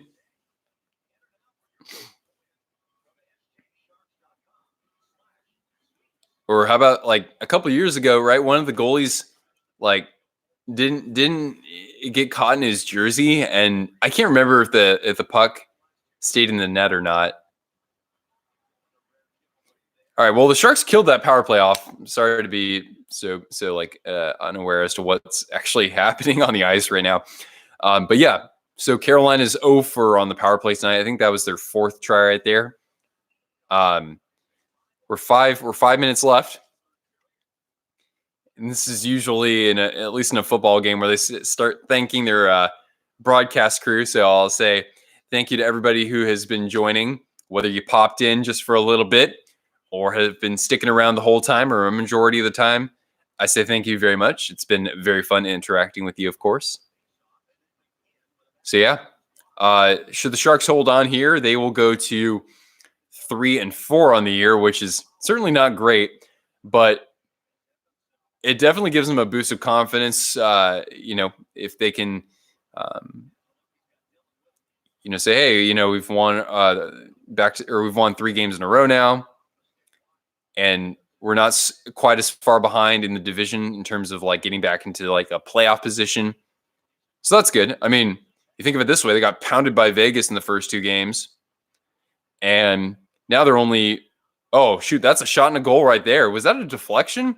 Because that was a tip from Eric Holla that went in the top corner, or at least top shelf, where Mama hides the cookies. So yeah, Eric Howell stays hot for the Canes. First of all, wins a puck battle along the boards. Oh, it went off of Howell's chest. Yeah, so I don't see Jones stopping that. He's back in his net, trying to hug the post. And yeah, it's a one-timer that goes off in the slot and then deflects off of Howell's chest into the net. So there you go. Good for Howell, though.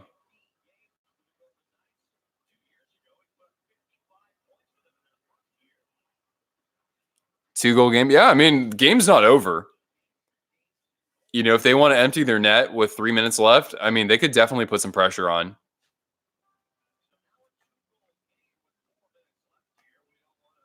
One thing I do like about the Canes road uniforms, though, is I kind of like that 3D logo that they use on their helmet. I think that's kind of fun.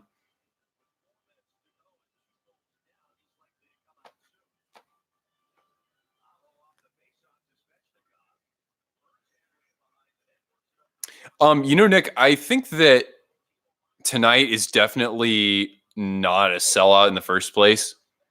That seems to happen on like weird days for games. But yeah, people leave early. It's something that I hate to see. Maybe some people were like, "Oh, this game's over."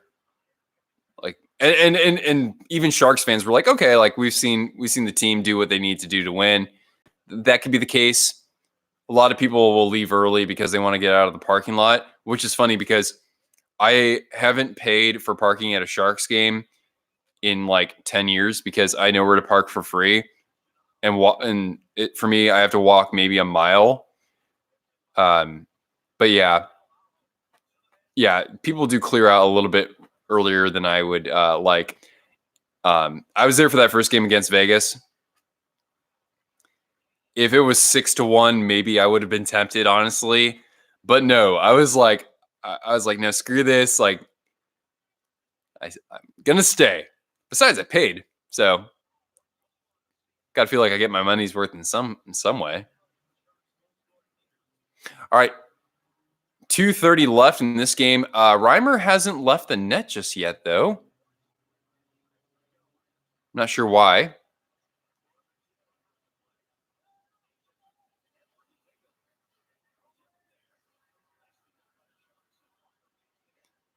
Okay, now Reimer's out.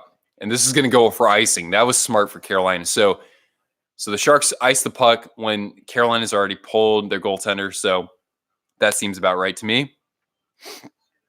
Hmm. You know, it's pretty cool. I think it's happened. I know it's happened once, maybe twice, where I've been in a game where the Sharks have been down by 2 and they actually score 2 goals with an empty net. That's crazy when that happens. Winning or losing, you're there every minute. That's awesome. For me, it would have again. It would have to be like 6-1 or 7-1, like early in the game, or I don't know. Maybe I would. You know, maybe. What's the inside of the? Oh, you haven't been to the Shark Tank before. It shows a little bit of age. I'm not like not poorly. It's actually one of the older arenas in the NHL. You know, it doesn't have honestly like around San Jose. There isn't a whole lot of like signage or fanfare for the Sharks. Sadly, um, inside the arena, yeah, they have like pretty good concessions. I would say, and they've added so much more to that. I myself usually don't purchase food there just because it's like, well, it's like I don't have to. Oh, almost an empty net goal there. Um, but yeah, I mean, it's a little lackluster, honestly. I mean, the coolest part about going to a Sharks game for the first time is seeing them skate out of the Shark Head.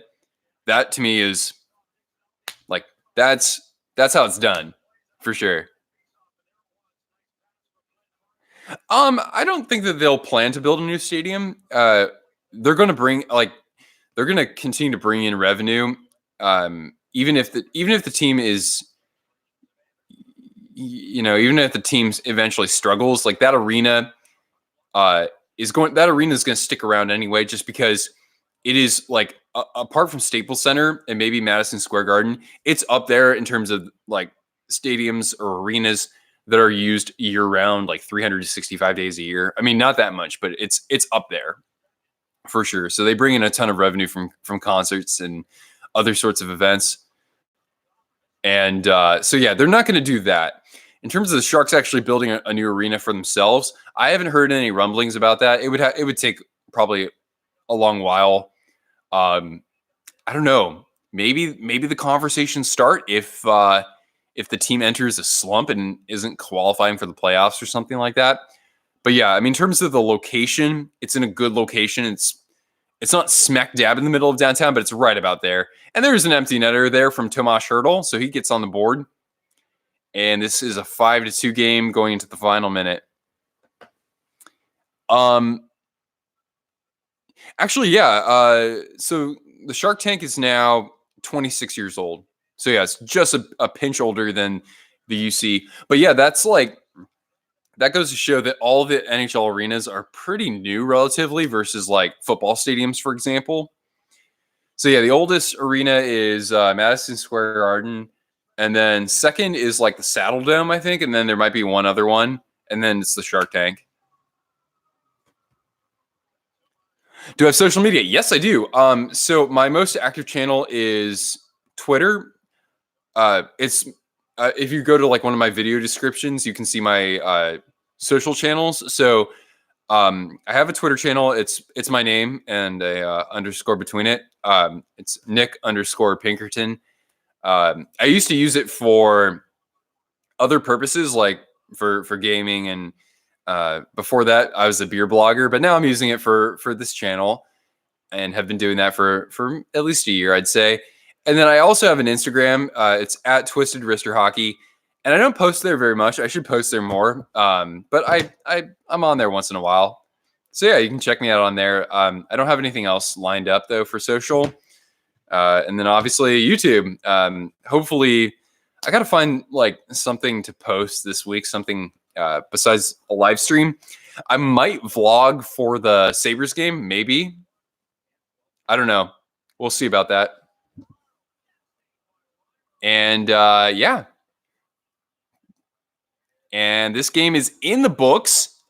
And the Sharks go to 3-4 on the year. The Canes fall to 6-2. Nonetheless, they're having a great start to their season. And with that said, we got to get this girl a victory treat. Victory treat. Hey. You don't seem that excited, Cortana. What gives? Victory treat. Yeah. How about one little morsel for every goal we scored? Let's get one for Evander Kane. Let's get one for Martin Jones.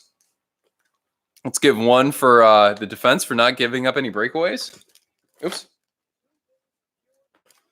Let's give one for oh, sorry, did that one get stuck? I'm sorry. Here, I got it right here. Let's give one to all of our great viewers out there. And let's give one to the great sport of hockey and for our beloved San Jose Sharks. Can you get a boop? Oh, a boop. Yeah. All right. There we go. All right. Yes. When Seattle comes into the NHL, they will be the second oldest stadium. Oh, with Key Arena. Yeah, that's true. Although, like, it's basically, I mean, the renovations they're not even renovations in terms of the, the amount of work that's being done to Key Arena. It's insane. I think says be good for Sharks news and rumors. Oh, I try not to get too hype on the rumors, but yeah, I definitely, this is a hybrid channel of hockey and the Sharks. So there you go. All right. Well, thank you guys, especially those who are coming from other time zones like the Central Time Zone.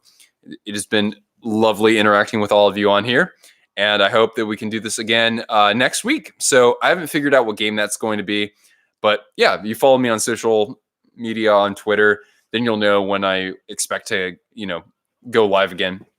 And the Sharks are going to be on the road, so they'll be in the Eastern Time Zone. So then that way more people can join us from those areas as well. So with about that, yeah, thank you. Good night to you. Thank you for tuning in. Unless I think I've answered just about every question lingering here at the end. So we'll go ahead and sign off, Cortana. Yeah. Okay. We'll go ahead and sign off. And thank you, Nick. Well, let's go Hawks. Let's go Sharks. Let's go hockey. And thank you, everybody. Have a good night. And I will see you on here again soon.